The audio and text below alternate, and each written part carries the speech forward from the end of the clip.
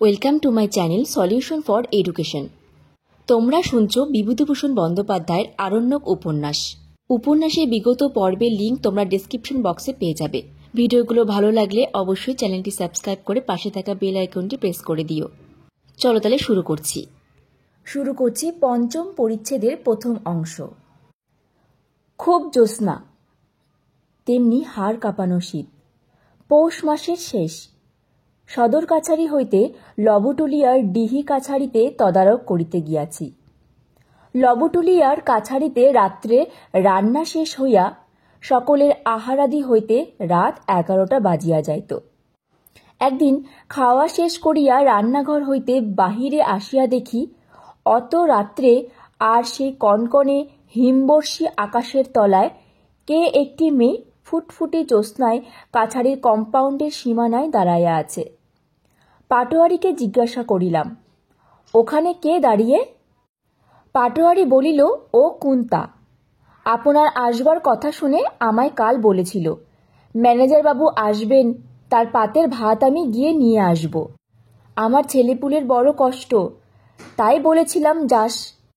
কথা বলিতেছি এমন সময় কাছারির টহলদার বলোয়া আমার পাতের ডালমাখা ভাত, ভাঙা মাছের টুকরো, পাতের গোড়ায় ফেলা তরকারি ও ভাত, দুধের বাটির ভুক্তা বশিষ্ট দুধ ভাত সব লইয়া গিয়া মেয়েটির আনিত একটা পেতলের কানা উঁচু থালায় ঢালিয়া দিল। মেয়েটি চলিয়া গেল। 8-10 দিন সেবার লবটুলিয়া কাছারিতে ছিলাম। প্রতি রাতে দেখিতাম ইদারার পাড়ে সেই মেয়েটি আমার পাতের ভাতের জন্য সেই গভীর রাত্রে আর সেই ভয়ানক শীতের মধ্যে বাহিরে শুধু আঁচল গায়ে দিয়া দাঁড়াইয়া আছে। প্রতিদিন দেখিতে দেখিতে একদিন কৌতূহল বশে পাটোয়ারিকে জিজ্ঞাসা করিলাম, কুন্তা যে রোজ ভাত নিয়ে যায় ও কে, আর জঙ্গলে থাকেই বা কোথায়? দিনে তো কখনো দেখিনি ওকে। পাটোয়ারি বলিল, বলছি হুজুর, ঘরের মধ্যে সন্ধ্যা হইতে কাঠের গুড়ি জ্বালাইয়া গনগনে আগুন করা হইয়াছে। তারই ধারে চেয়ার পাতিয়া অনেকক্ষণ ধরিয়া বসিয়া কিস্তির আদায় হিসাব মিলাইতেছিলাম। আহারাদি শেষ করিয়া মনে হইল একদিনের পক্ষে কাজ যথেষ্টই করিয়াছি। কাগজপত্র গুটাইয়া পাটোয়ারির গল্প শুনিতে প্রস্তুত হইলাম। শুনুন হুজুর, বছর 10 আগে এই অঞ্চলে দেবী সিং রাজপুতের বড় রবরবা ছিল। তার ভয়ে যত গাঙ্গতা আর চাষি ও চোরির প্রজা জুজু হয়ে থাকত। দেবী সিংয়ের ব্যবসা ছিল খুব চড়া সুদে টাকা ধার দেওয়া এই সব লোককে, আর তারপর লাঠিবাজি করে সুদ ও আসল টাকা আদায় করা। তার তাবে 8-9 জন লাঠিয়াল পাইকি ছিল। এখন যেমন রাসবিহারী সিং রাজপুত এই অঞ্চলের মহাজন, তখন ছিল দেবী সিং। দেবী সিং জৌনপুর জেলা থেকে এসে পূর্ণিয়ায় বাস করে। তারপর টাকা ধার দিয়ে জোর জবরদস্তি করে এই দেশের যত ভীতু গাঙ্গোত্তা প্রজাদের হাতের মুঠোয় পুড়ে ফেললে। এখানে আসবার বছর কয়েক পরে সে কাশি যায় এবং সেখানে এক বাইজির বাড়ি গান শুনতে গিয়ে তার 14-15 বছরের মেয়ের সঙ্গে দেবী সিংয়ের খুব ভাব হয়। তারপর তাকে নিয়ে দেবী সিং পালিয়ে এখানে আসে। দেবী সিংয়ের বয়স 27-28 হবে। এখানে এসে দেবী সিং তাকে বিয়ে করে, কিন্তু বাইজির মেয়ে বলে সবাই যখন জেনে ফেললে, তখন দেবী সিংয়ের নিজের জাত ভাই রাজপুতরা ওর সঙ্গে খাওয়া দাওয়া বন্ধ করে ওকে এক ঘরে করে ফেলল। পয়সার জোরে দেবী সিং সেসব গ্রাহ্য করত না। তারপর বাবুগিরি আর অযথা ব্যয় করে এবং এই রাসবিহারী সিংয়ের সঙ্গে মোকদ্দমা করতে গিয়ে দেবী সিং সর্বশান্ত হয়ে গেল। আজ বছর 4 হলো সে মারা গিয়েছে। ওই কুন্তাই দেবী সিংয়ের রাজপুতের সেই বিধবা স্ত্রী। একসময় ও লবটুলিয়া থেকে কিংখাবের ঝালর দেওয়া পালকি চেপে কুশি ও কলবলিয়ার সঙ্গমে স্নান করতে যেত। বিকানির মিছরি খেয়ে জল খেত। আজ ওর এই দুর্দশা। আরও মুশকিল এই যে বাইজির মেয়ে সবাই জানে বলে ওর এখানে জাত নেই। তা কি ওর স্বামীর আত্মীয় বন্ধু রাজপুতদের মধ্যে কি দেশওয়ালি গাঙ্গোতাদের মধ্যে?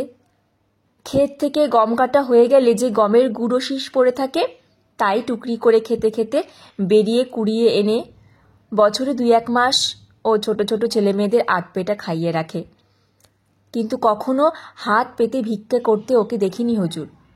আপনি এসেছেন জমিদারের ম্যানেজার, রাজার সমান, আপনার এখানে প্রসাদ পেলে ওর তাতে অপমান নেই। বলিলাম, ওর মা সেই বাইজি ওর খোঁজ করেনি তারপর কখনো? পাটোয়ারি বলিল, দেখিনি তো কখনো হুজুর, কুন্তাও কখনো মায়ের খোঁজ করেনি।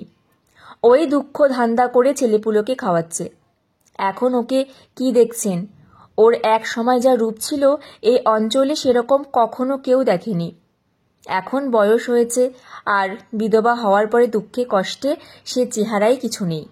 বড় ভালো আর শান্ত মেয়ে কুন্তা, কিন্তু এদেশে ওকে কেউ দেখতে পারে না। সবাই নাক সিটকে থাকে, নিচু চোখে দেখে, বোধহয় বাইজির মেয়ে বলে।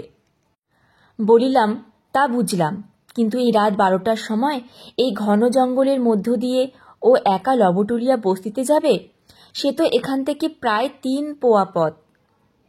ওর কি ভয় করলে চলে হুজুর? এই জঙ্গলে খড়বখত ওকে একলা ফিরতে হয়, নইলে কে আছে ওর যে চালাবে? তখন ছিল পৌষ মাস। পৌষ কিস্তি তাগাদা শেষ করিয়াই চলিয়া আসিলাম। মাঘ মাসের মাঝামাঝি আর একবার একটা ক্ষুদ্র চড়িমহল ইজারা দিবার উদ্দেশ্যে লবটুলিয়া যাওয়ার প্রয়োজন হইয়াছিল। তখন শীত কিছুমাত্র কমে নাই। তার ওপরে সারাদিন পশ্চিমা বাতাস বহিবার ফলে প্রত্যহ সন্ধ্যার পরে শীত দ্বিগুণ বাড়িতে লাগিল।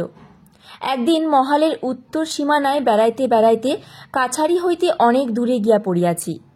সেই দিকটাতে বহুদূর পর্যন্ত শুধু কুল গাছের জঙ্গল। এইসব জঙ্গল জমা লইয়া ছাপড়া ও মজফ্ফরপুর জেলার কালোয়ার জাতীয় লোকে লাক্ষার চাষ করিয়া বিস্তর পয়সা উপার্জন করে। কুলের জঙ্গলের মধ্যে প্রায় পথ ভুলিবার উপক্রম করিয়াছি। এমন সময় হঠাৎ একটা নারী কণ্ঠে আর্ত কন্দনের শব্দ, বালক বালিকার গলার চিৎকার ও কান্না এবং কর্কশ পুরুষ কণ্ঠে গালিগালাজ শুনিতে পাইলাম। কিছুদূর অগ্রসর হইয়া দেখি একটি মেয়েকে লাক্ষার ইজারাদারের চাকরেরা চুলের মুঠি ধরিয়া টানিয়া লইয়া আসিতেছে। মেয়েটির পরনে ছিল মলিন বস্ত্র, সঙ্গে 2-3টি ছোট ছোট রোদুদ্যমান বালক বালিকা। 2জন ছত্রী 2জন চাকরের মধ্যে একজনের হাতে একটি ছোট ঝুড়িতে 8 ঝুড়ি পাকা কুল। আমাকে দেখিয়া ছত্রী 2জন উৎসাহ পাইয়া যাহা বলিল, তাহার অর্থ এই যে তাহাদের ইজারা করা জঙ্গলে এই গাঙ্গতিন চুরি করিয়া কুল পাড়িতেছিল বলিয়া তাহাকে কাছারিতে পাটোয়ারির বিচারার্থ ধরিয়া লইয়া যাইতেছে। হুজুর আসিয়া পড়িয়াছেন, ভালোই হইয়াছে। প্রথমেই ধমক দিয়া মেয়েটিকে তাহাদের হাত হইতে ছাড়াইলাম। মেয়েটি তখন ভয়ে লজ্জায় জড়সড় হইয়া একটি কুল ঝোপের আড়ালে গিয়া দাঁড়াইয়াছে। তাহার দুর্দশা দেখিয়া এত কষ্ট হইল।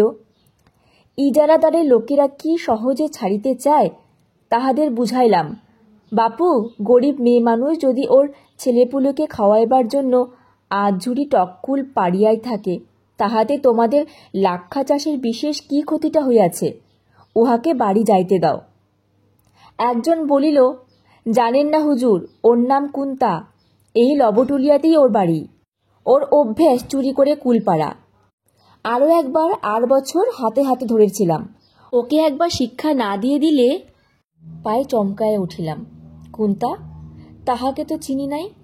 তাহার একটা কারণ, দিনের আলোতে কুন্তাকে তো দেখি নাই, যাহা দেখিয়াছি রাত্রে। ইজারাদারের লোকজনকে তৎক্ষণাৎ শাসাইয়া কুন্তাকে মুক্ত করিলাম। সে লজ্জায় মাটির সঙ্গে মিশিয়া ছেলেপুলেদের লইয়া বাড়ি চলিয়া গেল। যাইবার সময় কুলের ধামাটি ও আকশি গাছটা ফেলিয়া গেল, বোধহয় ভয়ে ও সংকোচে। আমি উপস্থিত লোকগুলির মধ্যে একজনকে সেগুলি কাছারিতে লইয়া যাইতে বলাতে তাহারা খুব খুশি হইয়া ভাবিল, ধামা ও আকশি সরকারে নিশ্চয়ই বাজেয়াপ্ত হইবে। কাছারিতে আসিয়া পাটোয়ারিকে বলিলাম, তোমাদের দেশের লোক এত নিষ্ঠুর কেন বনোয়ারিলাল? বনোয়ারি পাটোয়ারি খুব দুঃখিত হইল। বনোয়ারি লোকটা ভালো, এ দেশের তুলনায় সত্যি তার হৃদয়ে দয়া মায়া আছে। কুন্তার ধামা ও আকশি সে তখনই পাইক দিয়া লবটুলিয়াতে কুন্তার বাড়ি পাঠাইয়া দিল। সেই রাত্রি হইতে কুন্তা বোধ হয় লজ্জায় আর কাছারিতেও ভাত লইতে আসে নাই। শুরু করছি 5ম পরিচ্ছেদের 2য় অংশ। শীত শেষ হইয়া বসন্ত পড়িয়াছে। আমাদের এই জঙ্গলমহলের পূর্ব দক্ষিণ সীমানা হইতে 7-8 ক্রোশ দূরে, অর্থাৎ সদর কাছারি হইতে প্রায় 14-15 কোষ দূরে ফাল্গুন মাসে হোলির সময় একটা প্রসিদ্ধ গ্রাম্য মেলা বসে। এবার সেইখানে যাইব বলিয়া ঠিক করিয়াছিলাম। বহু লোকের সমাগম অনেক দিন দেখি নাই। এদেশের মেলা কিরকম জানিবার একটা কৌতূহল ছিল, কিন্তু কাছারির লোকে পুনঃ পুনঃ নিষেধ করিল। পথ দুর্গম ও পাহাড় জঙ্গলে ভর্তি। উপরন্তু গোটা পথটার প্রায় সর্বত্রই বাঘের ও বন্য মহিষের ভয়। মাঝে মাঝে বস্তি আছে বটে, কিন্তু সে বড় দূরে দূরে। বিপদে পড়িলে তাহারা বিশেষ কোনো উপকারে আসিবে না ইত্যাদি। জীবনে কখনো এতটুকু সাহসের কাজ করিবার অবকাশ পাই নাই। এই সময় এই সব জায়গায় যতদিন আছি যাহা করিয়া লইতে পারি, বাংলাদেশে ও কলিকাতায় ফিরিয়া গেলে কোথায় পাইব পাহাড় জঙ্গল, কোথায় পাইব বাঘ ও বন্য মহিষ? ভবিষ্যতের দিনে আমার মুখে গল্প শ্রবণ নিরত পৌত্র পৌত্রীদের মুখ ও উৎসুক তরুণ দৃষ্টি কল্পনা করিয়া মুনেশ্বর মাহাতো পাটোয়ারি ও নবীনবাবু মুহুরীর সকল আপত্তি উড়াইয়া দিয়া মেলার দিন খুব সকালে ঘোড়া করিয়া রওনা হইলাম। আমাদের মহলের সীমানা ছাড়াইতেই 2 ঘণ্টা লাগিয়া গেল, কারণ পূর্ব দক্ষিণ সীমানাতেই আমাদের মহলে জঙ্গল বেশি। পথ নাই বলিলেও চলে। ঘোড়া ভিন্ন অন্য কোনো যানবাহন সে পথে চলা অসম্ভব। যেখানে সেখানে ছোট বড় শিলাখণ্ড ছড়ানো, শাল জঙ্গল, দীর্ঘ কাশ ও বনঝাউয়ের বন। সমস্ত পথটা উঁচু নিচু, মাঝে মাঝে উঁচু বালিয়াড়ি, রাঙা মাটির ডাঙা, ছোট পাহাড়, পাহাড়ের ওপর ঘন কাটা গাছের জঙ্গল। আমি যদিচ্ছা ক্রমে কখনো দ্রুত কখনো ধীরে অশ্ব চালনা করিতেছি। ঘোড়াকে কদম চালে ঠিক চালানো সম্ভব হইতেছে না। খারাপ রাস্তা ও ইতস্তত বিক্ষিপ্ত শিলাখণ্ডের দরুন কিছু দূর অন্তর অন্তর ঘোড়ার চাল ভাঙিয়া যাইতেছে। কখনো গ্যালোপ, কখনো দুলকি, কখনো বা পায়চারি করিবার মতো মৃদু গতিতে শুধু হাঁটিয়া যাইতেছে। আমি কিন্তু কাছারি ছাড়িয়া পর্যন্তই আনন্দে মগ্ন হইয়া আছি। এখানে চাকুরি লইয়া আসার দিনটি হইতে এদেশের এই ধুধু মুক্ত প্রান্তর ও বনভূমি আমাকে ক্রমশ দেশ ভুলাইয়া দিতেছে। সভ্য জগতের শত প্রকারের আরামের উপকরণ ও অভ্যাসকে ভুলাইয়া দিতেছে। বন্ধু বান্ধব পর্যন্ত ভুলাইবার জোগাড় করিয়া তুলিয়াছে। যাক না, ঘোড়া আসতে বা জোরে। শৈলসানুতে যতক্ষণ প্রথম বসন্তে পুষ্পটিত রাঙা পলাশ ফুলের মেলা বসিয়াছে, পাহাড়ের নিচে ওপরে মাঠের সর্বত্র ঝুপসি গাছের ডাল ঝাড়ঝাড় ধাতু ফুলের ভারে অবনত, গলগলি ফুলের নিষ্পত্র দুগ্ধ শুভ্র কাণ্ডে হলুদ রঙের বড় বড় সূর্যমুখী ফুলের মতো ফুল মধ্যাহ্নের রৌদ্রকে মৃদু সুগন্ধে অলস করিয়া তুলিয়াছে। তখন কতটা পথ চলিল কে রাখে তাহার হিসাব। কিন্তু হিসাব খানিকটা যে রাখিতেই হইবে, নতুবা দিগ্ভ্রান্ত ও পথভ্রান্ত হইবার সম্পূর্ণ সম্ভাবনা। আমাদের জঙ্গলের সীমানা অতিক্রম করিবার পূর্বেই এ সত্যটি ভালো করিয়া বুঝিলাম। কিছু দূর তখন অন্য মনস্কভাবে গিয়াছি। হঠাৎ দেখি সম্মুখে বহুদূরে একটা খুব বড় অরণ্যানীর ধূম্র নীল শীর্ষদেশ রেখাকারে দিগ্বলয়ের সে অংশে এ প্রান্ত হইতে ও প্রান্ত পর্যন্ত বিস্তৃত। কোথা হইতে আসিল এত বড় বন এখানে? কাছারিতে কেহ তো এ কথা বলে নাই যে মেশন্ডির কাছাকাছি কোথাও অমন বিশাল অরণ্য বর্তমান। পরক্ষণেই ঠাহর করিয়া বুঝিলাম পথ হারাইয়াছি। সম্মুখের বনরেখা মোহনপুরা রিজার্ভ ফরেস্ট না হইয়া যায় না, যাহা আমাদের কাছারি হইতে খাড়া উত্তর পূর্ব কোণে অবস্থিত। এসব দিকে চলতি বাধা পথ বলিয়া কোনো জিনিস নাই। লোকজনও কেহ বড় একটা হাঁটে না। তাহার উপর চারিদিক দেখিতে ঠিক একই রকম, সেই এক ধরনের ডাঙা, এক ধরনের পাহাড়, এক ধরনের গলগলি ও ধাতু ফুলের বন। সঙ্গে সঙ্গে আছে চড়া রৌদ্রের কম্পমান তাপ তরঙ্গ। দিক ভুল হইতে বেশিক্ষণ লাগে না আনাড়ি লোকের পক্ষে। ঘোড়ার মুখ আবার ফিরাইলাম। হুঁশিয়ার হইয়া গন্তব্যস্থানের অবস্থান নির্ণয় করিয়া একটা দিক চিহ্ন দূর হইতে আন্দাজ করিয়া বাছিয়া লইলাম। অকুল সমুদ্র, জাহাজ ঠিক পথে চালনা, অনন্ত আকাশে এরোপ্লেনের পাইলটের কাজ করা, আর এইসব অজানা সুবিশাল পথহীন বনপ্রান্তরে অশ্বচালনা করিয়া তাহাকে গন্তব্যস্থানে লইয়া যাওয়া প্রায় একই শ্রেণীর ব্যাপার। অভিজ্ঞতা যাদের আছে তাহাদের এ কথার সত্যতা বুঝিতে বিলম্ব হইবে না।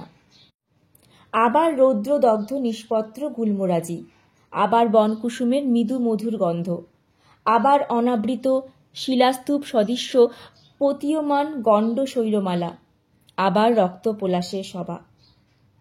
বেলা বেশ চড়িল, জল খাইতে পাইলে ভালো হইত। ইহার মধ্যে মনে হইল কারো নদী ছাড়া এ পথে কোথাও জল নাই জানি। এখনো আমাদের জঙ্গলেরই সীমা কতক্ষণে ছাড়াইব ঠিক নাই, কারো নদী তো বহুদূর।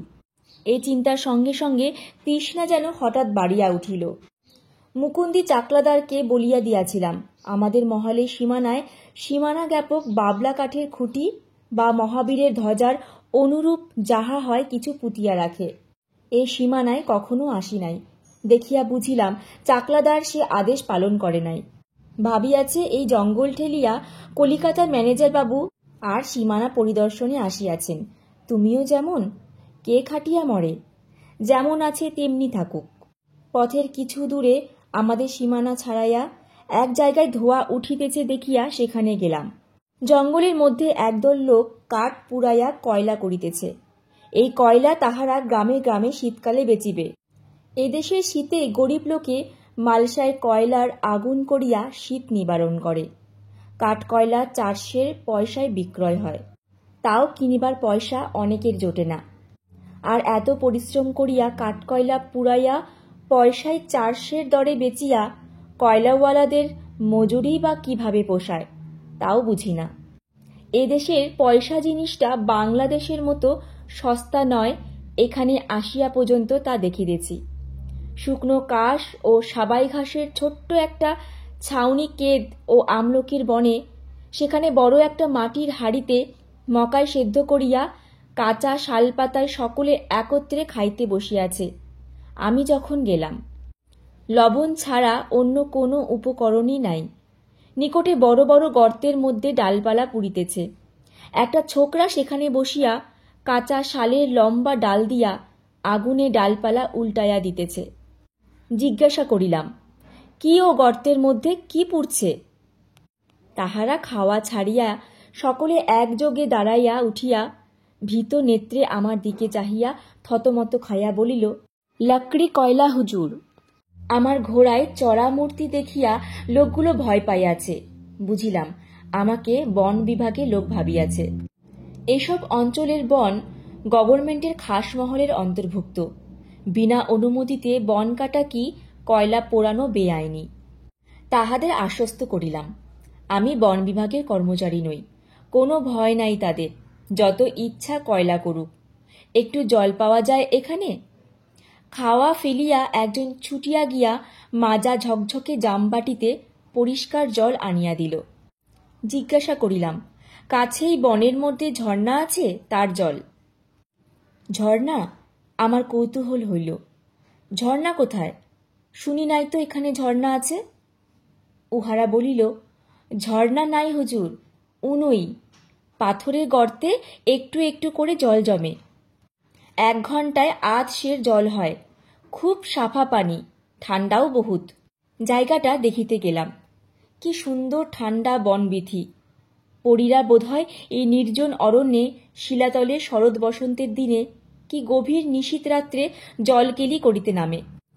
বনের খুব ঘন অংশে বড় বড় পিয়াল ও কেদের ডালপালা দিয়া ঘেরা একটা নাবাল জায়গা।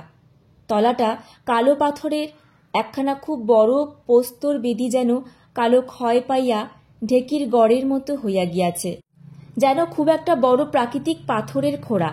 তার ওপর সুপুষ্প পিয়াল শাখা ঝুপসি হইয়া পড়িয়া ঘন ছায়ার সৃষ্টি করিয়াছে। পিয়াল ও শালমঞ্জুরির সুগন্ধ বনের ছায়ায় ভুরভুর করিতেছে। পাথরের খোলে বিন্দু বিন্দু জল জমিতেছে। এইমাত্র জল তুলিয়া লইয়া গিয়াছে, এখনো 8-6 জলও জমে নাই। উহারা বলিল, এ ঝর্ণার কথা অনেকে জানে না হুজুর, আমরা বনে জঙ্গলে হরবখত বেড়াই, আমরা জানি। আরও মাইল পাঁচেক গিয়া কারো নদী পড়িল।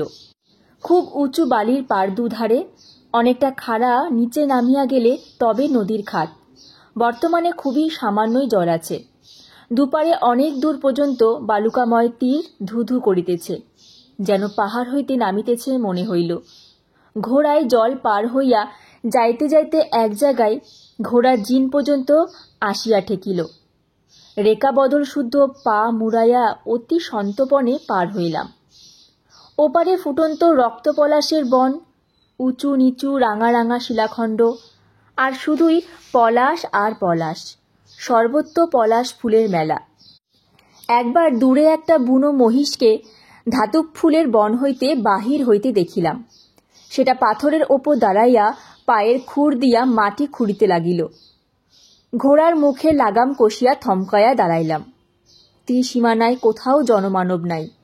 যদি শিং পাতিয়া তাড়া করিয়া আসে, কিন্তু সৌভাগ্যের বিষয় সেটা আবার পথের পাশের বনের মধ্যে ঢুকিয়া অদৃশ্য হইয়া গেল। নদী ছাড়াইয়া আরও কিছু দূর গিয়া পথের দৃশ্য কি চমৎকার! তবুও তো ঠিক দুপুর, ঝাঝা করিতেছে। অপরাহ্নের ছায়া নাই, রাত্রির জ্যোৎস্না লোক নাই, কিন্তু সেই নিস্তব্ধ খররৌদ্র মধ্যাহ্নে বাঁদিকে বনাবৃত দীর্ঘ শৈলমালা, দক্ষিণে লৌহ প্রস্তর ও পায়োরাইট ছড়ানো উঁচু নিচু জমিতে শুধুই শুভ্রকাণ্ড গোলগলি ফুলের গাছ ও রাঙা ধাতুক ফুলের জঙ্গল। সেই জায়গাটা সত্যি একেবারে অদ্ভুত। অমন রুক্ষ অথচ সুন্দর, পুষ্পাকীর্ণ অথচ উদ্দাম ও অতিমাত্রায় বন্য ভূমিশ্রী দেখিই নাই কখনো জীবনে। আর তার ওপর ঠিক দুপুরের খা খা রৌদ্র। মাথার উপরে আকাশ কি ঘন নীল। আকাশে কোথাও একটা পাখি নাই, শূন্য। মাটিতে বন্য প্রকৃতির বুকে কোথাও একটা মানুষ বা জীবজন্তু নাই, নিঃশব্দ, ভয়ানক নিরালা। চারিদিকে চাহিয়া প্রকৃতির এই বিজন রূপালির মধ্যে ডুবিয়া গেলাম। ভারতবর্ষে এমন জায়গা আছে জানিতাম না তো। এ যেন ফিল্মে দেখা দক্ষিণ আমেরিকার আরিজোনা বা নাভাজো মরুভূমি, কিংবা হডসনের পুস্তকে বর্ণিত গিলা নদীর অববাহিকা অঞ্চল। মেলায় পৌঁছাতে বেলা 1টা বাজিয়া গেল। প্রকাণ্ড মেলা, যে দীর্ঘ শৈলশ্রেণী পথের বাধারে আমার সঙ্গে সঙ্গে ক্রোশ 3 ধরিয়া চলিয়া আসিতেছিল, তারই সর্বদক্ষিণ প্রান্তে ছোট্ট একটা গ্রামের মাঠে পাহাড়ের ঢালুতে চারিদিকে শালপলাশের বনের মধ্যে এই মেলা বসিয়াছে।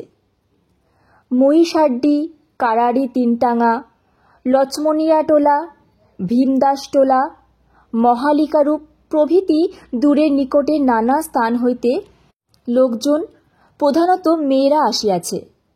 তরুণী বন্য মেয়েরা আসিয়াছে, চুলে পিয়াল ফুল কি রাঙা ধাতব ফুল গুজিয়া। কারো কারো মাথায় বাঁকা খোপায় কাঠের চিরুনি আটকানো, বেশ সুঠাম, সুললিত, লাবণ্য ভরা দেহের গঠন প্রায় অনেক মেয়েরই। তারা আমোদ করিয়া খেলোপুতির দানার মালা, সস্তা জাপানি কি জার্মানির সাবানের বাক্স, বাঁশি, আয়না, অতি বাজে এসেন্স কিনিতেছে। পুরুষেরা 1 পয়সায় 10টা কালি সিগারেট কিনিতেছে। ছেলেমেয়েরা তিলুয়া, রেউড়ি, রামাদানার লাড্ডু ও তেলে ভাজা কিনিয়া খাইতেছে। হঠাৎ মেয়ে মানুষের গলায় আর্ত কান্নার স্বর শুনিয়া চমকাইয়া উঠিলাম। একটা উঁচু পাহাড়ি ডাঙায় যুবক যুবতীরা ভিড় করিয়া দাঁড়াইয়া হাসি খুশি গল্পগুজব, আদব আপ্যায়নে মত্ত ছিল। কান্নাটা উঠিল সেখান হইতেই। ব্যাপার কি?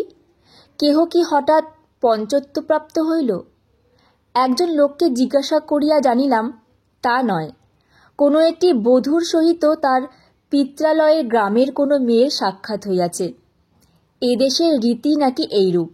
গ্রামের মেয়ে বা কোনো প্রবাসিনী সখী, কুটুম্বিনী বা আত্মীয়দের সঙ্গে অনেকদিন পরে দেখা হইলেই উভয়ের গলা জড়াইয়া মরা কান্না জুড়িয়া দিবে।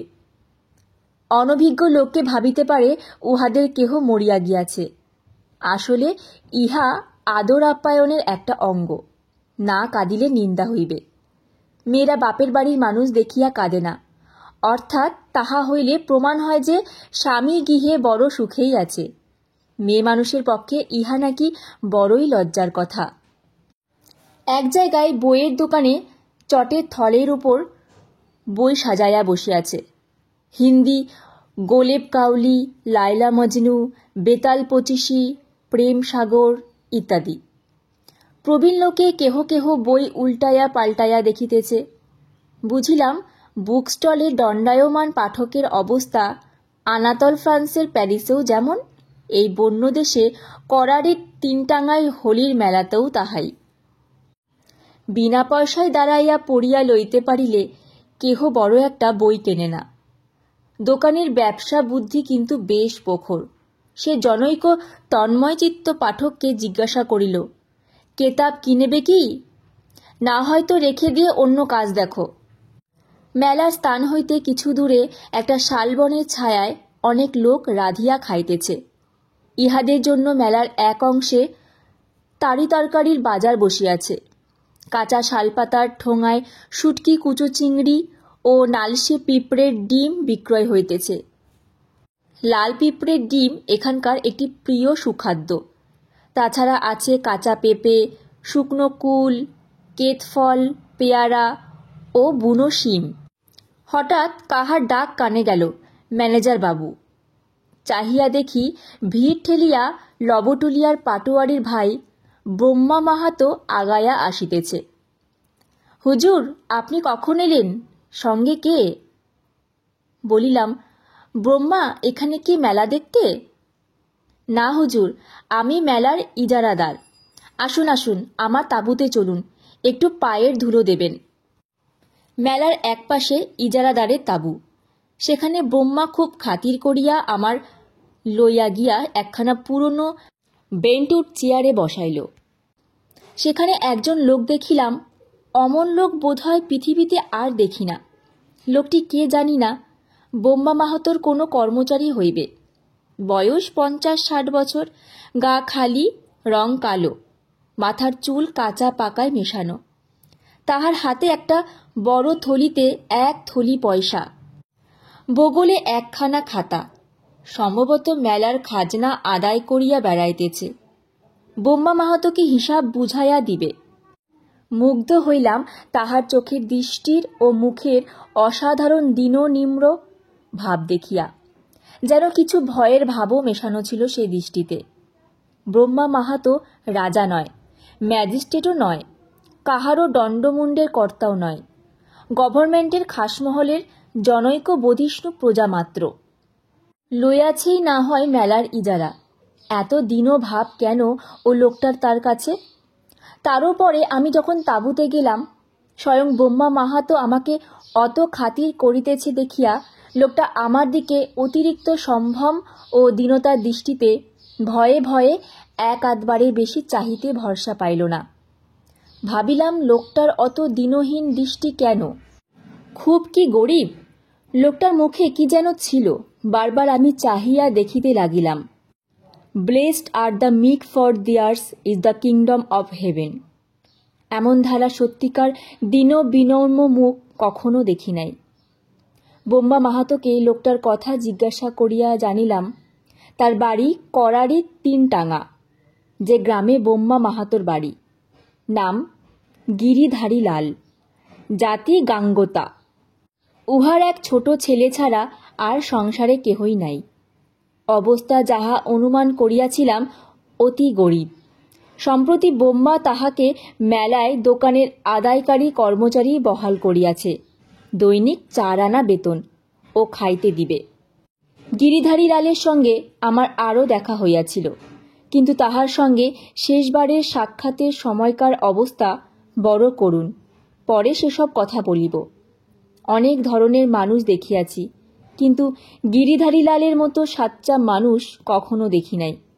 কত কাল হইয়া গেল, কত লোককে ভুলিয়া গিয়াছি, কিন্তু যাহাদের কথা চিরকাল মনে আঁকা আছে ও থাকিবে, সেই অতি অল্প কয়েকজন লোকের মধ্যে গিরিধারী লাল একজন। শুরু করছি 5ম পরিচ্ছেদের 3য় অংশ। বেলা পড়িয়া আসিতেছে। এখনই রওনা হওয়া দরকার। বোম্মা মাহাতোকে সে কথা বলিয়া বিদায় চাহিলাম। বোম্মা মাহাতো তো একেবারে আকাশ হইতে পড়িল। তাঁবুতে যাহারা উপস্থিত ছিল তাহারা হা করিয়া আমার মুখের দিকে চাহিল। অসম্ভব, এই 30 মাইল রাস্তা অবেলায় ফেরা।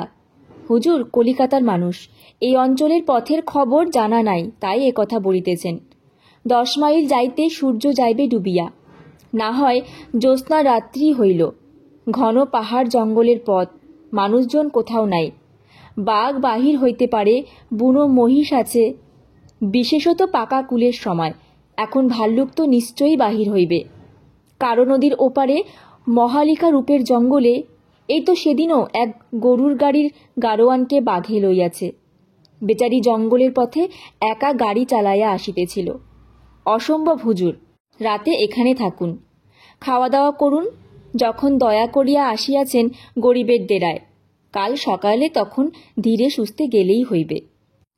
এ বাসন্তী পূর্ণিমার পরিপূর্ণ জ্যোৎস্না রাত্রে জনহীন পাহাড় জঙ্গলের পথে একা ঘোড়ায় চড়িয়া যাওয়ার প্রলোভন আমার কাছে দুদমনীয় হইয়া উঠিল। জীবনে আর কখনো হইবে না, এই হয়তো শেষ। আর যে অপূর্ব বন পাহাড়ের দৃশ্য দেখিয়া আসিয়াছি পথে, জ্যোৎস্না রাত্রে, বিশেষত পূর্ণিমার জ্যোৎস্নায় তাহাদের রূপ একবার দেখিব না যদি, তবে এতটা কষ্ট করিয়া আসিবার কি অর্থ হয়। সকলের স্বনির্বন্ধ অনুরোধ এড়াইয়া রওনা হইলাম। ব্রহ্মা মাহাতো ঠিকই বলিয়াছিল, কারো নদীতে পৌঁছিবার কিছু পূর্বেই টকটকে লাল সুবৃহৎ সূর্যটা পশ্চিম দিকচক্রবালে একটা অনুচ্চ শৈলমালার পেছনে অস্ত গেল। কারো নদীর তীরের বালিয়াড়ির ওপর যখন ঘোড়া শুদ্ধ উঠিয়াছি, এইবার এখান হইতে ঢালু বালির পথে নদী গর্ভে নামিব। হঠাৎ সেই সূর্যাস্তের দৃশ্য এবং ঠিক পূর্বে বহুদূরে কৃষ্ণরেখার মতো পরিদৃশ্যমান মোহনপুরা রিজার্ভ ফরেস্টের মাথায় নবোদিত পূর্ণ চন্দ্রের দৃশ্য, যুগপৎ এই অস্ত্র ও উদয়ের দৃশ্যে থমকিয়া ঘোড়াকে লাগাম কষিয়া দাঁড় করাইলাম।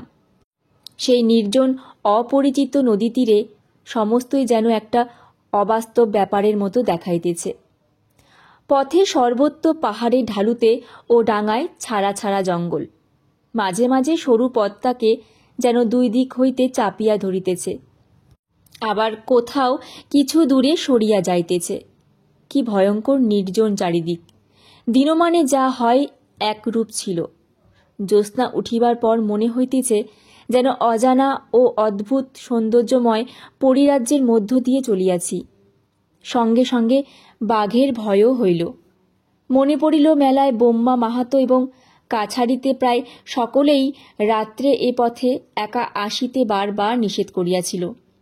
মনে পড়িল নন্দকিশোর গোসাই নামে আমাদের একজন বাথানদার প্রজা আজ মাস 2-3 আগে কাছারিতে বসিয়া গল্প করিয়াছিল এই মহালিকা রূপের জঙ্গলে সেই সময় কাহাকে বাঘে খাওয়ার ব্যাপার। জঙ্গলের এখানে ওখানে বড় বড় কুল গাছে কুল পাকিয়া ডাল নত হইয়া আছে, তলায় বিস্তর শুকনো ও পাকা কুল ছড়ানো, সুতরাং ভালুক বাহির হইবারও সম্ভাবনা খুবই। বুনো মহিষ এ বনে না থাকিলেও মোহনপুরা জঙ্গল হইতে ওবেলার মতো এক আত্মা ছিটকায়া আসিতে কতক্ষণ। সম্মুখে এখনো 15 মাইল নির্জন বনপ্রান্তরের ওপর দিয়া পথ। ভয়ের অনুভূতি চারিপাশের সৌন্দর্যকে যেন আরও বাড়াইয়া তুলিল। এক এক স্থানে পথ দক্ষিণ হইতে খাড়া উত্তরে ও উত্তর হইতে পূর্বে ঘুরিয়া গিয়াছে। পথের খুব কাছে বাম দিকে সর্বত্রই একটানা অনুচ্চ শৈলমালা, তাদের ঢালুতে গোলগলি ও পলাশের জঙ্গল, ওপরের দিকে শাল ও বড় বড় ঘাস। জ্যোৎস্না এবার ফুটফুট করিতেছে, গাছের ছায়া হর্ষতম হইয়া উঠিয়াছে। কি একটা বন্য ফুলের সুবাসে জ্যোৎস্না শুভ্র প্রান্তর ভরপুর। অনেক দূরে পাহাড়ে সাঁওতালেরা জুম চাষের জন্য আগুন দিয়াছে। সে কি অভিনব দৃশ্য! মনে হইতেছে পাহাড়ে পাহাড়ে আলোর মালা কে যেন সাজাইয়া রাখিয়াছে। কখনো যদি এসব দিকে না আসিতাম, কেহ বলিলেও বিশ্বাস করিতাম না যে বাংলাদেশের এত নিকটেই এইরূপ সম্পূর্ণ জনহীন অরণ্যপ্রান্তর ও শৈলমালা আছে, যাহা সৌন্দর্যে আরিজোনার পাথুরে মরুদেশ বা রোডেশিয়ার বুশ ভেল্ডের অপেক্ষা কম নয় কোনো অংশে।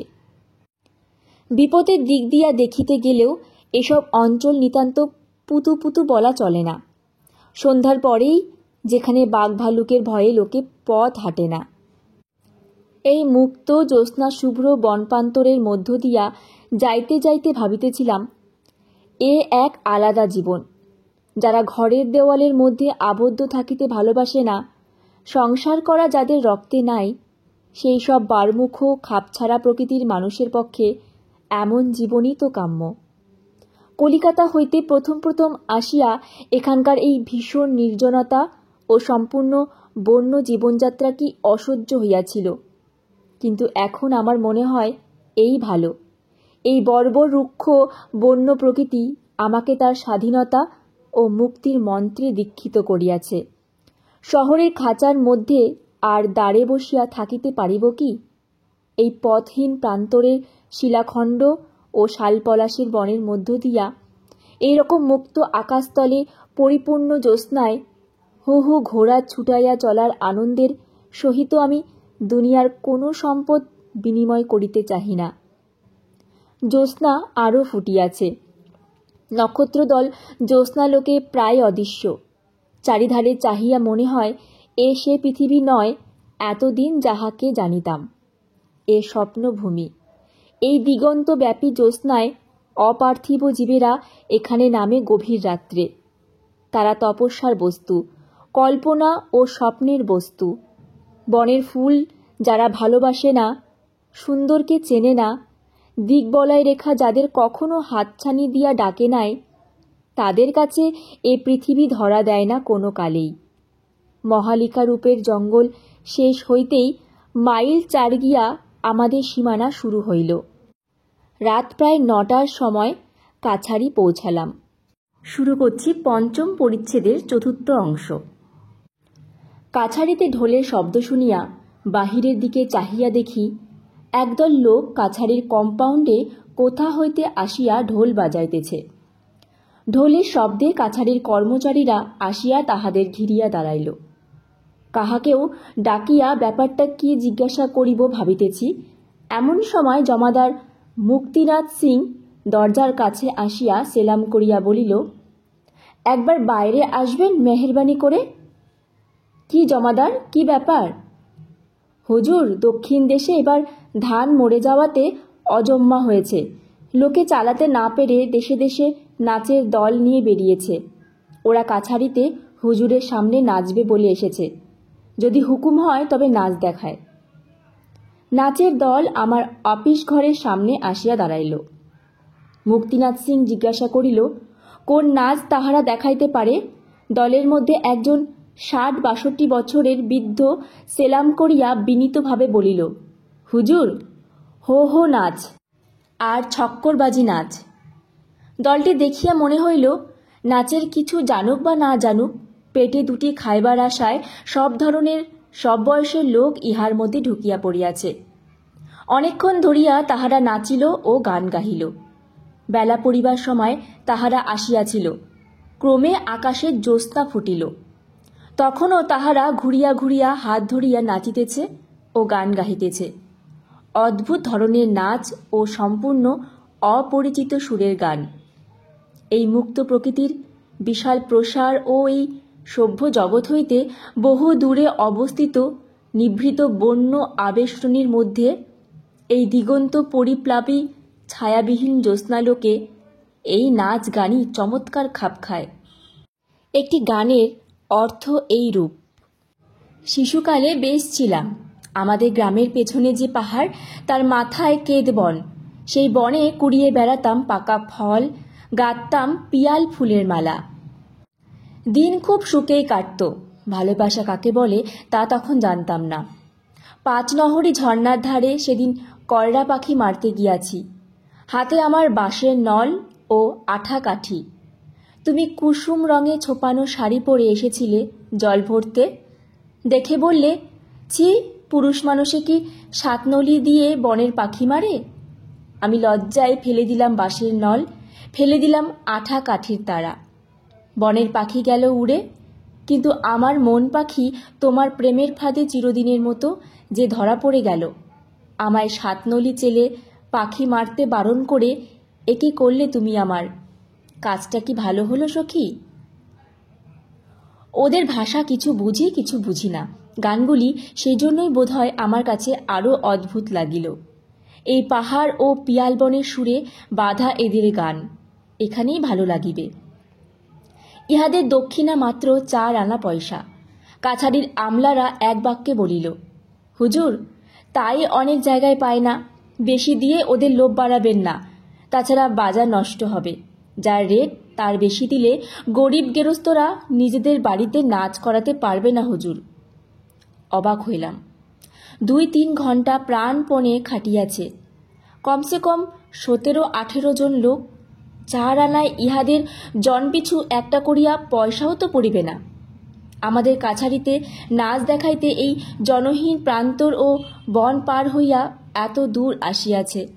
সমস্ত দিনের মধ্যে ইহাই রোজগার। কাছে আর কোনো গ্রামও নাই যেখানে আজ রাত্রে নাচ দেখাইবে। রাত্রে কাছারিতে তাহাদের খাওয়া ও থাকার ব্যবস্থা করিয়া দিলাম। সকালে তাহাদের দলের সর্দারকে ডাকাইয়া 2টি টাকা দিতে লোকটা অবাক হইয়া আমার মুখের দিকে চাহিয়া রহিল। নাচ দেখিয়া খাইতে কেহই দেয় না, তাহার ওপর আবার 2 টাকা দক্ষিণা। তাহাদের দলে 12-13 বছরের একটি ছেলে আছে। ছেলেটির চেহারা যাত্রা দলের কৃষ্ণ ঠাকুরের মতো, এক মাথা ঝাঁকড়া ঝাঁকড়া চুল, ভারী শান্ত, সুন্দর চোখ মুখ, কুচকুচে কালো গায়ের রং। দলের সামনে দাঁড়াইয়া সেই প্রথম সুর ধরে ও পায়ে ঘুঙুর বাঁধিয়া নাচে যখন, ঠোঁটের কোণে হাসি মিলিয়া থাকে। সুন্দর ভঙ্গিতে হাত দুলাইয়া মিষ্ট সুরে গায়, রাজা লিজিয়ে সেলাম মে পারদেসিয়া। শুধু 2টি খাইবার জন্য ছেলেটি দলের সঙ্গে ঘুরিতেছে। পয়সার ভাগে সে বড় একটা পায় না, তাও সে খাওয়া কি, চীনা ঘাসের দানা আর নুন, বড় জোর তার সঙ্গে একটু তরকারি, আলু পটল নয়, জংলি গুড়মি ফল ভাজা, নয়তো বথুয়া শাক সিদ্ধ, কিংবা ধুন্দুল বাজা। এই খাইয়াই মুখে হাসি তার সর্বদা লাগিয়া আছে। দিব্যি স্বাস্থ্য, অপূর্ব লাবণ্য সারা অঙ্গে। দলের অধিকারীকে বলিলাম, ধাতুরিয়াকে রেখে যাও এখানে, কাছারিতে কাজ করবে আর থাকবে খাবে। অধিকারী, সেই দড়িওয়ালা বৃদ্ধ লোকটি, সেও এক অদ্ভুত ধরনের লোক। এই 62 বছরেও সে একেবারে বালকের মতো।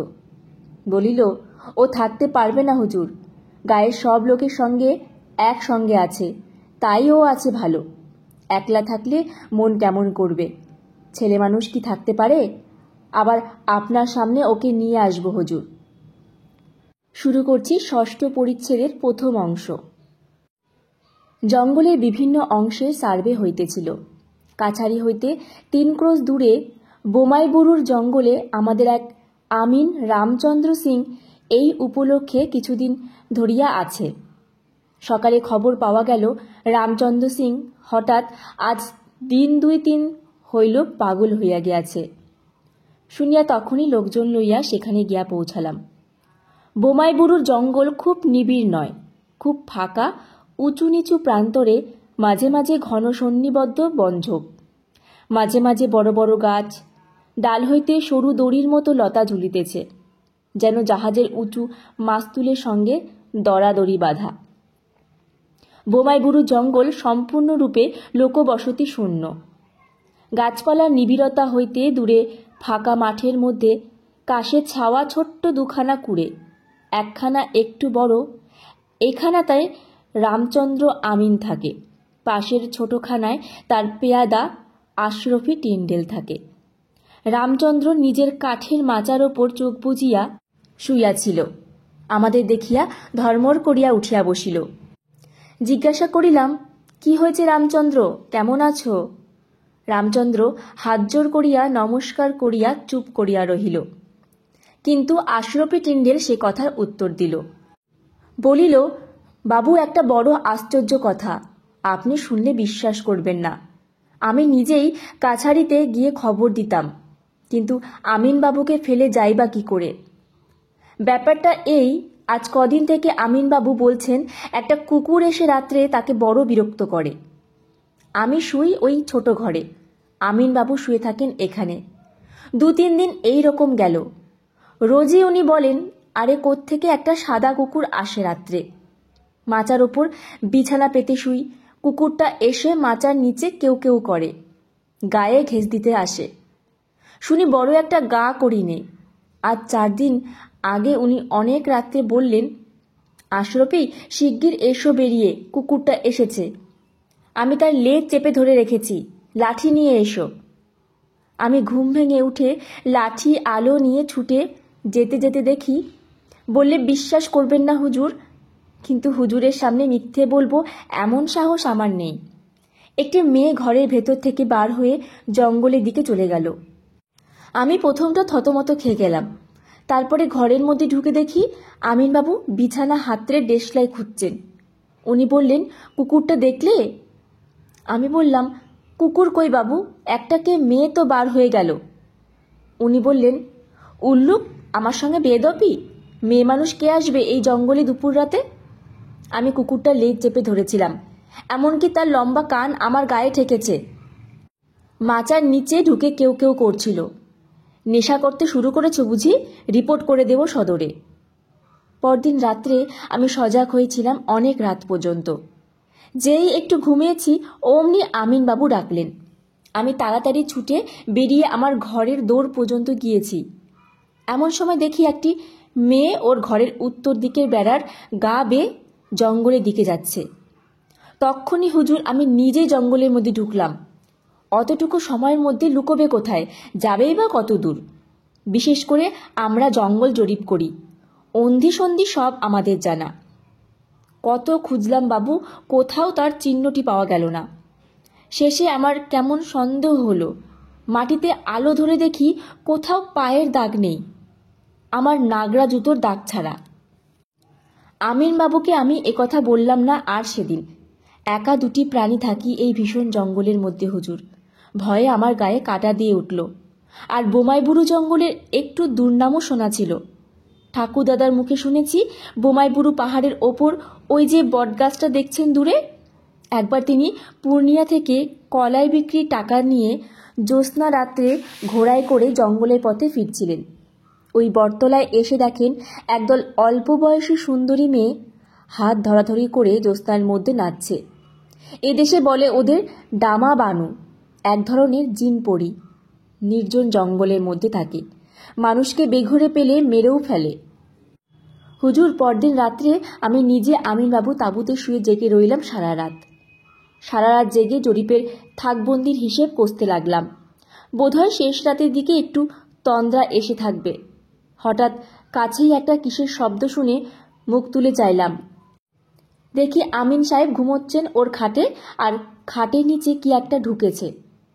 মাথা নিচু করে খাটের নিচে দেখতে গিয়েই চমকে উঠলাম। আধ আলো আধ অন্ধকারে প্রথমটা মনে হলো একটি মেয়ে যেন গুটিসুটি মেরে খাটের তলায় বসে আমার দিকে হাসি মুখে চেয়ে আছে। স্পষ্ট দেখলাম হুজুর, আপনার পায়ে হাত দিয়ে বলতে পারি। এমনকি তার মাথায় বেশ কালো চুলের গোছা পর্যন্ত স্পষ্ট দেখেছি। লণ্ঠনটা ছিল যেখানটাতে বসে হিসাব কষছিলাম সেখানে, হাত 6-7 দূরে। আরও ভালো করে দেখব বলে লণ্ঠনটা যেমন আনতে গিয়েছি, কি একটা প্রাণী ছুটে খাটের তলা থেকে বেরিয়ে পালাতে গেল। দোরের কাছে লণ্ঠনের আলোটা বাঁকাভাবে পড়েছিল। সেই আলোতে দেখলাম একটা বড় কুকুর, কিন্তু তার আগা গোড়া সাদা হুজুর, কালোর চিহ্ন কোথাও নেই তার গায়ে। আমিন সাহেব জেগে বললেন, কি কি? বললাম, ও কিছু নয়, একটা শিয়াল কি কুকুর ঘরে ঢুকেছিল। আমিন সাহেব বললেন, কুকুর? কীরকম কুকুর? বললাম, সাদা কুকুর। আমিন সাহেব যেন একটা নিরাশার সুরে বললেন, সাদা? ঠিক দেখেছ না কালো? বললাম, না সাদাই হুজুর। আমি একটু বিস্মিত যে না হয়েছিলাম এমন নয়, সাদা না হয়ে কালো হলেই বা আমিনবাবুর কি সুবিধা হবে তাতে বুঝলাম না। উনি ঘুমিয়ে পড়লেন, কিন্তু আমার যে কেমন একটা ভয় ও অস্বস্তি বোধ হলো, কিছুতেই চোখের পাতা বোঝাতে পারলাম না। খুব সকালে উঠে খাটের নিচটা একবার কি মনে করে ভালো করে খুঁজতে গিয়ে সেখানে একগাছা কালো চুল পেলাম। এই সেই চুলও রেখেছি হুজুর, মেয়ে মানুষের মাথার চুল। কোথা থেকে এলো এ চুল? দিব্যি কালো কুচকুচে নরম চুল। কুকুর, বিশেষত সাদা কুকুরের গায়ে এত বড় নরম কালো চুল হয় না। এ হলো গত রবিবার, অর্থাৎ আজ 3 দিনের কথা। এই 3 দিন থেকে আমিন সাহেব তো একরকম উন্মাদ হয়েই উঠেছেন। আমার ভয় করছে হুজুর, এবার আমার পালা কিনা তাই ভাবছি। গল্পটা বেশ আষাঢ়ে গোছের বটে। সে চুলগাছি হাতে করিয়া দেখিয়াও কিছু বুঝিতে পারিলাম না। মেয়ে মানুষের মাথার চুল, সে বিষয়ে আমারও কোনো সন্দেহ রহিল না। আশরাফি টিন্ডেল ছোকরা মানুষ, সে যে নেশা ভাঙ করে না এ কথা সকলেই এক বাক্যে বলিল। জনমানব শূন্য প্রান্তর ও বনঝোপের মধ্যে একমাত্র তাঁবু এই আমিনের নিকটতম লোকালয় হইতেছে লবটুলিয়া, 6 মাইল দূরে। মেয়ে মানুষই বা কোথা হইতে আসিতে পারে অত গভীর রাত্রে, বিশেষ যখন এইসব নির্জন বনপ্রান্তরে বাঘ ও বুনো শুয়োরের ভয়ে সন্ধ্যার পরে আর লোকে পথ চলে না। যদি আশরাফি টিন্ডেলের কথা সত্য বলিয়া ধরিয়া লই, তবে ব্যাপারটা খুব রহস্যময়। অথবা এই পাণ্ডববর্জিত দেশে, এই জনহীন বনজঙ্গলে ও ধুধু প্রান্তরের মধ্যে 20 শতাব্দীতেও প্রবেশের পথ খুঁজিয়া পাই নাই, 29 শতাব্দীও পাইছে বলিয়া মনে হয় না। অতীত যুগের রহস্যময় অন্ধকারে এখনও এসব অঞ্চল আচ্ছন্ন। এখানে সবই সম্ভব। সেখানকার তাঁবু উঠাইয়া রামচন্দ্র আমিন ও আশরাফি টিন্ডেলকে সদর কাছারিতে লইয়া আসিলাম। রামচন্দ্রের অবস্থা দিন দিন খারাপ হইতে লাগিল। ক্রমশ সে ঘোর উন্মাদ হইয়া উঠিল। সারা রাত্রি চিৎকার করে, বকে, গান গায়। ডাক্তার আনিয়া দেখাইলাম, কিছুতেই কিছু হইল না। অবশেষে তাহার এক দাদা আসিয়া তাহাকে লইয়া গেল। এই ঘটনার একটা উপসংহার আছে, যদিও তাহা ঘটিয়াছিল বর্তমান ঘটনার 7-8 মাস পরে, তবুও এখানে তাহা বলিয়া রাখি। এই ঘটনার 6 মাস পরে চৈত্র মাসের দিকে 2টি লোক কাছারিতে আমার সঙ্গে দেখা করিল। একজন বৃদ্ধ, বয়স 60-65 কম নয়। অন্যটি তার ছেলে, বয়স 20-22। তাদের বাড়ি বালিয়া জেলায়। আমাদের এখানে আসিয়াছে চড়িমহল ইজারা লইতে, অর্থাৎ আমাদের জঙ্গলে খাজনা দিয়া তাহারা গরু মহিষ চড়াইবে। অন্য সব চড়িমহল তখন বিলি হইয়া গিয়াছে। বোমাইবুরুর জঙ্গলটা তখনও খালি পড়িয়াছিল, সেইটাই বন্দোবস্ত করিয়া দিলাম। বৃদ্ধ ছেলেকে সঙ্গে লইয়া একদিন মহাল দেখিয়াও আসিল। খুব খুশি, বলিল, খুব বড় বড় ঘাস হুজুর, বহুত আচ্ছা জঙ্গল। হুজুরের মেহেরবানি না হলে অমন জঙ্গল মিলত না। রামচন্দ্র ও আশরাফি টিন্ডেলের কথা তখন আমার মনে ছিল না, থাকিলেও বৃদ্ধের নিকট তাহা হয়তো বলিতাম না, কারণ ভয় পাইয়া সে ভাগিয়া গেলে জমিদারের লোকসান। স্থানীয় লোকেরা কেউই ওই জঙ্গল ইজারা লইতে ঘেঁষে না, রামচন্দ্র আমিনের সেই ব্যাপারের পরে। মাসখানেক পরে বৈশাখের গোড়ায় একদিন বৃদ্ধ লোকটি কাছারিতে আসিয়া হাজির। মহা রাগত ভাব, তার পেছনে সেই ছেলেটি কাচুমাচু ভাবে দাঁড়াইয়া। বলিলাম, কি ব্যাপার? বৃদ্ধ রাগে কাঁপিতে কাঁপিতে বলিল, এই বাদরটাকে নিয়ে এলাম হুজুরের কাছে দরবার করতে। ওকে আপনি পা থেকে খুলে 25 জুতো মারুন, ও জব্দ হয়ে যাক। কি হয়েছে কি? হুজুরের কাছে বলতে লজ্জা করে। এই বাদর এখানে এসে পর্যন্ত বিগড়ে যাচ্ছে। আমি 7-8 দিন আজ প্রায় লক্ষ্য করছি, লজ্জা করে বলতে হুজুর। প্রায় মেয়ে মানুষ ঘর থেকে বার হয়ে যায়। একটা মাত্র খুপড়ির হাত অষ্টেক লম্বা, ঘাসে ছাওয়া। ও আর আমি দুজনেই শুই। আমার চোখে ধুলো দিতে পারাও সোজা কথা নয়। 2 দিন যখন দেখলাম তখন ওকে জিজ্ঞাসা করলাম, ও একেবারে গাছ থেকে পড়ল হুজুর। বলে, কই, আমি তো কিছুই জানি নে। আরও 2 দিন যখন দেখলাম তখন একদিন দিলাম আচ্ছা করে ওকে মার। চোখের সামনে বিগড়ে যাবে ছেলে। কিন্তু তারপরেও যখন দেখলাম এই পরশু রাত্রেই হুজুর, তখন ওকে আমি হুজুরের দরবারে নিয়ে এসেছি। হুজুর শাসন করে দিন। হঠাৎ রামচন্দ্র আমিনের ব্যাপারটা মনে পড়িয়া গেল। জিজ্ঞাসা করিলাম, কত রাত্রে দেখেছ? প্রায় শেষ রাতের দিকে হুজুর, এই রাতে 2-1 ঘড়ি বাকি থাকতে। ঠিক দেখেছ মেয়ে মানুষ? হুজুর, আমার চোখে তেজ এখনও তত কম হয়নি। জরুর মেয়ে মানুষ, বয়সও কম। কোনোদিন পরনে সাদা ধোয়া শাড়ি, কোনোদিন বা লাল, কোনোদিন কালো। একদিন মেয়ে মানুষটা বেরিয়ে যেতেই আমি পেছন পেছন গেলাম। কাশের জঙ্গলের মধ্যে কোথায় পালিয়ে গেল, টের পেলুম না। ফিরে এসে দেখি ছেলে আমার যেন খুব ঘুমের ভান করে পড়ে রয়েছে। ডাকতেই ধর্মর করে ঠেলে উঠল, যেন সদ্য ঘুম ভেঙে উঠল।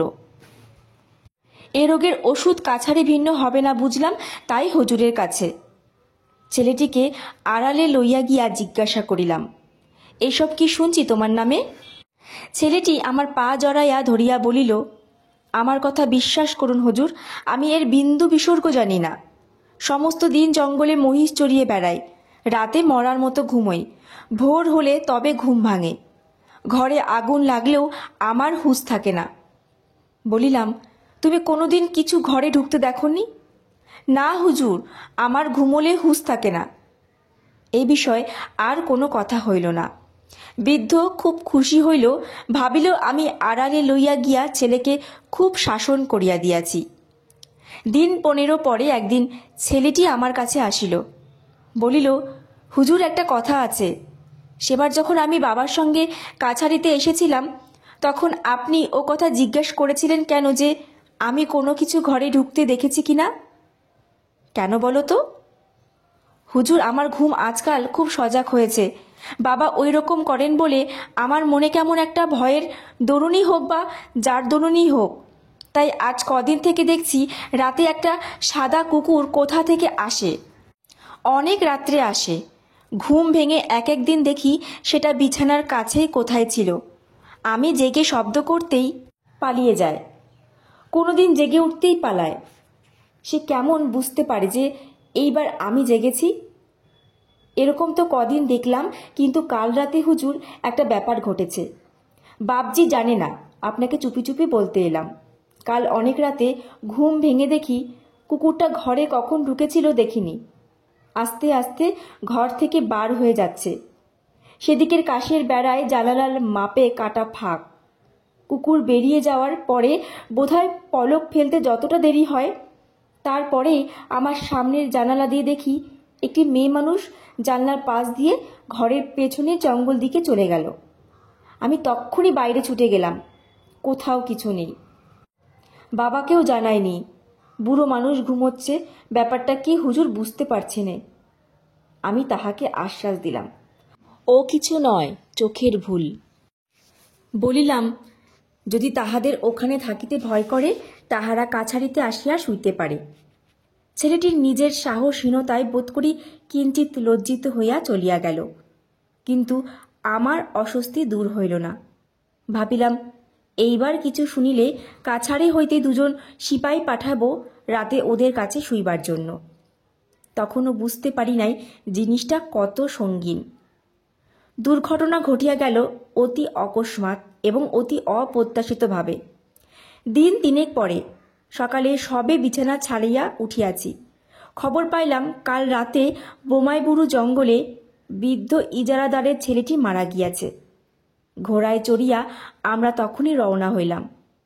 গিয়া দেখি তাহারা যে ঘরটিতে থাকিত, তাহারই পেছনে কাশ ও বনঝাও জঙ্গলের ছেলেটির মৃতদেহ তখনও পড়িয়া আছে। মুখে তাহার ভীষণ ভয় ও আতঙ্কের চিহ্ন। কি একটা বিভীষিকা দেখিয়া আতকাইয়া যেন মারা গিয়াছে।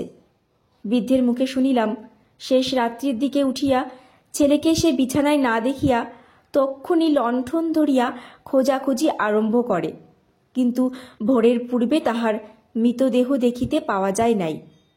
মনে হয় সে হঠাৎ বিছানা হইতে উঠিয়া কোনো কিছুর অনুসরণ করিয়া সে বনের মধ্যে ঢোকে, কারণ মৃতদেহের কাছে একটা মোটা লাঠি ও লণ্ঠন পড়িয়াছিল। কিসের অনুসরণ করিয়া সে বনের মধ্যে রাত্রে একা আসিয়াছিল তাহা বলা শক্ত, কারণ নরম বালিমাটির ওপরে ছেলেটির পায়ের দাগ ছাড়া অন্য কোনো পায়ের দাগ নাই, না মানুষের না জানোয়ারের। মৃতদেহ কোনোরূপ আঘাতের চিহ্ন ছিল না। বোমায় বুড়ো জঙ্গলে এই রহস্যময় ব্যাপারের কোনো মীমাংসাই হয় নাই। পুলিশ আসিয়া কিছু করিতে না পারিয়া ফিরিয়া গেল। লোকজনের মনে এমন একটা আতঙ্কের সৃষ্টি করিল ঘটনাটি যে সন্ধ্যার বহু পূর্ব হইতে ও অঞ্চলে আর কেহ যায় না। দিন কতক তো এমন হইল যে কাছারিতে একলা নিজের ঘরটিতে শুইয়া বাহিরের ধপধপে সাদা ছায়াহীন উদাস নির্জন জ্যোৎস্নারাত্রির দিকে চাহিয়া কেমন একটা অজানা আতঙ্কে প্রাণ কাঁপিয়া উঠিত। মনে হইত কলিকাতায় পালায়, এসব জায়গা ভালো নয়। এর জ্যোৎস্না ভরা নৈশ প্রকৃতি রূপকথার রাক্ষসী রানীর মতো, তোমাকে ভুলাইয়া বেঘরে লইয়া গিয়া মারিয়া ফেলিবে। যেন এসব স্থান মানুষের বাসভূমি নয় বটে, কিন্তু ভিন্ন লোকের রহস্যময় অশরীরী প্রাণীদের রাজ্য। বহুকাল ধরিয়া তাহারাই বসবাস করিয়া আসিতেছিল। আজ হঠাৎ তাদের সেই গোপন রাজ্যে মানুষের অনধিকার প্রবেশ তাহারা পছন্দ করে নাই। সুযোগ পাইলেই প্রতিহিংসা লইতে ছাড়িবে না। শুরু করছি ষষ্ঠ পরিচ্ছেদের দ্বিতীয় অংশ।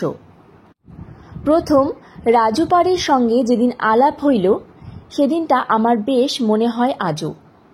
কাছারিতে বসিয়া কাজ করিতেছি, একটি গৌরবর্ণ সুপুরুষ ব্রাহ্মণ আমাকে নমস্কার করিয়া দাঁড়াইল। তাহার বয়স ৫৫-৫৬ হইবে, কিন্তু তাহাকে বৃদ্ধ বলিলে ভুল করা হয়, কারণ তাহার মতো সুগঠিত দেহ বাংলাদেশে অনেক যুবকেরও নাই। কপালে তিলক, গায়ে একখানি সাদা চাদর, হাতে একটা ছোট পুটুলি। আমার প্রশ্নের উত্তরে লোকটি বলিল সে বহুদূর হইতে আসিতেছে, এখানে কিছু জমি বন্দোবস্ত লইয়া চাষ করিতে চায়। অতি গরিব, জমির সেলামি দেবার ক্ষমতা তাহার নাই। আমি সামান্য কিছু জমি স্টেটের সঙ্গে আধা বকরায় বন্দোবস্ত দিতে পারি কিনা। এক ধরনের মানুষ আছে নিজের সম্বন্ধে বেশি কথা বলিতে জানে না, কিন্তু তাহাদের মুখের ভাব দেখিলেই মনে হয় যে সত্যিই বড় দুঃখী। রাজু পাড়েকে দেখিয়া আমার মনে হইল এ অনেক আশা করিয়া ধরমপুর পরগনা হইতে এত দূর আসিয়াছে জমির লোভে। জমি না পাইলে কিছু না বলিয়াই ফিরিয়া যাইবে বটে, কিন্তু বড়ই আশাভঙ্গ ও ভরসাহারা হইয়া ফিরিবে। রাজুকে ২ বিঘা জমি লবটলিয়া বৈহারের উত্তরে ঘন জঙ্গলের মধ্যে বন্দোবস্ত দিলাম, একরকম বিনামূল্যেই। বলিয়া দিলাম জঙ্গল পরিষ্কার করিয়া সে আবাদ করুক। প্রথমে ২ বছর কিছু লাগিবে না, ৩য় বছর হইতে ৪ আনা বিঘা পিছু খাজনা দিতে হইবে। তখনও বুঝি নাই কি অদ্ভুত ধরনের মানুষকে জমিদারিতে বসাইলাম। রাজু আসিল ভাদ্র কি আশ্বিন মাসে, জমি পাইয়া চলিয়াও গেল। তাহার কথা বহু কাজের মধ্যে সম্পূর্ণরূপে ভুলিয়া গেলাম। পর বছর শীতের শেষ হঠাৎ একদিন লবটলিয়া কাছারি হইতে ফিরিতেছি, দেখি একটি গাছতলায় কে বসিয়া কি একখানা বই পড়িতেছে। আমাকে দেখিয়া লোকটি বই মরিয়া তাড়াতাড়ি উঠিয়া দাঁড়াইল। আমি চিনিলাম সেই রাজু পাড়ে, কিন্তু ৮ বছর জমি বন্দোবস্ত দেওয়ার পর লোকটা একবারও কাছারি মুখ হইল না, এর মানে কি? বলিলাম, কি রাজু পাড়ে, তুমি আছো এখানে? আমি ভেবেছি তুমি জমি ছেড়ে ছুড়ে চলে গিয়েছো বোধহয়, চাষ করনি। দেখিলাম ভয়ে রাজুর মুখ শুকাইয়া গিয়াছে। আমতা আমতা করিয়া বলিল, হ্যাঁ হুজুর, চাষ কিছু। এবার হুজুর। আমার কেমন রাগ হইয়া গেল। এইসব লোকের মুখ বেশ মিষ্টি, লোক ঠকাইয়া গায়ে হাত বুলাইয়া কাজ আদায় করিতে বেশ পটু। বলিলাম, ১.৫ বছর তোমার চুলের টিকি তো দেখা যায়নি, দিব্যি স্টেটকে ঠকিয়ে ফসল ঘরে তুলেছ। কাছারির ভাগ দেওয়ার যে কথা ছিল তা বোধহয় তোমার মনে নেই। রাজু এবার বিস্ময়পূর্ণ বড় বড় চোখ তুলিয়া আমার দিকে চাহিয়া বলিল, ফসল হুজুর? কিন্তু সে তো ভাগ দেবার কথা আমার মনেই ওঠেনি, সে চীনা ঘাসের দানা। কথাটা বিশ্বাস হইল না। বলিলাম, চিনার দানা খাচ্ছ এই 6 মাস? অন্য ফসল নেই? কেন মকাই করনি? না হুজুর, বড্ড গজার জঙ্গল, একা মানুষ ভরসা করে উঠতে পারিনি। 15 কাঠা জমি অতি কষ্টে তৈরি করেছি। আসুন না হুজুর, একবার দয়া করে পায়ের ধুলো দিয়ে যান। রাজুর পেছনে পেছনে গেলাম। এত ঘন জঙ্গল, মাঝে মাঝে যে ঘোড়া ঢুকতে কষ্ট হইতেছিল। খানিক দূরে গিয়া জঙ্গলের মধ্যে গোলাকার পরিষ্কার জায়গা প্রায় বিঘা খানেক, মাঝখানে জংলি ঘাসেরই তৈরি ছোট নিচু দুখানা খুপড়ি। একখানাতে রাজু থাকে আর একখানাতে তার ক্ষেতের ফসল জমা আছে। থলে কি বস্তা নাই, মাটির নিচু মেঝেতে রাশিকিত চীনা ঘাসের দানা স্তূপীকৃত করা। বলিলাম, রাজু, তুমি অত আলসে কুড়ে লোক তা তো জানতাম না। 1.5 বছরের মধ্যে 2 বিঘের জঙ্গল কাটতে পারলে না? রাজু ভয়ে ভয়ে বলিল, সময় হুজুর বড় কম যে। কেন, কি করো সারাদিন? রাজু লাজুক মুখে চুপ করিয়া রহিল। রাজুর বাসস্থান খুপড়ির মধ্যে, জিনিসপত্রের বাহুল্য আদৌ নাই। একটা লোটা ছাড়া অন্য তৈজস্য চোখে পড়িল না। লোটাটা বড় গোছের, তাতেই ভাত রান্না হয়। ভাত নয়, চীনা ঘাসের বীজ। কাঁচা শালপাতায় ঢালিয়া সেদ্ধ চীনার বীজ খাইলে তৈজসপত্রে কি দরকার? জলের জন্য নিকটেই কুণ্ডি অর্থাৎ ক্ষুদ্র জলাশয় আছে, আর কি চাই? কিন্তু খুপড়ির একধারে সিঁদুর মাখানো ছোট কালো পাথরের রাধাকৃষ্ণ মূর্তি দেখিয়া বুঝিলাম রাজু ভক্ত মানুষ। ক্ষুদ্র পাথরের বেদি বনের ফুলে সাজাইয়া রাখিয়াছে। বেদির এক পাশে 2-1খানা পুঁথি ও বই, অর্থাৎ তাহার সময় নাই, মানে সে সারাদিন পূজা আচ্ছা লইয়াই বোধহয় ব্যস্ত থাকে। চাষ করে কখন? এই রাজুকে প্রথম বুঝিলাম। রাজু পারে হিন্দি লেখাপড়া ভালো জানে, সংস্কৃতও সামান্য জানে। তাও সে সর্বদা পড়ে না। মাঝে মাঝে অবসর সময় গাছতলায় কি একখানা হিন্দি বই খুলিয়া একটু বসে। অধিকাংশ সময় দূরের আকাশ ও পাহাড়ের দিকে চাহিয়া চুপচাপ বসিয়া থাকে। একদিন দেখি একটা ছোট খাতায় খাগের কলমে বসিয়া কি লিখিতেছে। ব্যাপার কি? পারে কবিতাও লেখে নাকি? কিন্তু সে এতই লাজুক, নীরব চাপা মানুষটি, তাহার নিকট হইতে কোনো কথা বাহির করিয়া লওয়া বড় কঠিন। নিজের সম্বন্ধে সে কিছুই বলিতে চায় না। একদিন জিজ্ঞাসা করিলাম, পারেজি, তোমার বাড়িতে আর কে আছে? সবাই আছে হুজুর, আমার 3 ছেলে, 2 লেড়কি, বিধবা বহিন। তাদের চলে কিসে? রাজু আকাশের দিকে হাত তুলিয়া বলিল, ভগবান চালাচ্ছেন। তাদের 2 মুঠো খাওয়ানোর ব্যবস্থা করব বলেই তো হুজুরের আশ্রয়ে এসে জমি নিয়েছি। জমিটা তৈরি করে ফেলতে পারলে। কিন্তু 2 বিঘে জমির ফসলে অত বড় একটা সংসার চলবে? আর তাই বা তুমি উঠে পড়ে চেষ্টা করছো কই? রাজু কথার জবাব প্রথমটা দিল না। তারপর বলিল, জীবনের সময়টাই বড় কম হুজুর। জঙ্গল কাটতে গিয়ে কত কথা মনে পড়ে, বসে বসে ভাবি। এই যে বন জঙ্গল দেখছেন, বড় ভালো জায়গা। ফুলের দল কত কাল থেকে ফুটছে আর পাখি ডাকছে। বাতাসের সঙ্গে মিলে দেবতারা পৃথিবীর মাটিতে পা দেন এখানে। টাকার লোভ, পাওনা দেনার কাজ যেখানে চলে সেখানকার বাতাস বিষিয়ে ওঠে। সেখানে ওরা থাকেন না। কাজেই এখানে দা কুড়োল হাতে করলেই দেবতারা এসে হাত থেকে কেড়ে নেন। কানে চুপি চুপি এমন কথা বলেন যাতে বিষয় সম্পত্তি থেকে মন অনেক দূরে চলে যায়। দেখিলাম রাজু কবি বটে, দার্শনিকও বটে। বলিলাম, কিন্তু রাজু, দেবতারা এমন কথা বলেন না যে বাড়িতে খরচ পাঠিও না, ছেলেপুলে উপোস করুক। ওসব কথাই নয় রাজু, কাজে লাগো, নইলে জমি কেড়ে নেব। আরও কয়েক মাস গেল। রাজুর ওখানে মাঝে মাঝে যায়। ওকে কি ভালোই লাগে। সেই গভীর নির্জন লবটুলিয়া বৈহারের জঙ্গলে একা ছোট একটা ঘাসের খুপড়িতে সে কেমন করিয়া দিনের পর দিন বাস করে, এই আমি ভাবিয়া উঠিতে পারি না। সত্যকার সাত্ত্বিক প্রকৃতির লোক রাজু। অন্য কোনো ফসল জন্মাইতে পারে নাই চীনা ঘাসের দানা ছাড়া। 7-8 মাস হাসি মুখে তাই খাইয়াই চালাইতেছে। কারো সঙ্গে দেখা হয় না, গল্প গুজবে লোক নাই, কিন্তু তাহাতে ওর কিছুই অসুবিধা হয় না, বেশ আছে। দুপুরে যখনই রাজুর জমির ওপর দিয়া গিয়াছি, তখনই দুপুর রোদে ওকে জমিতে কাজ করিতে দেখিয়াছি।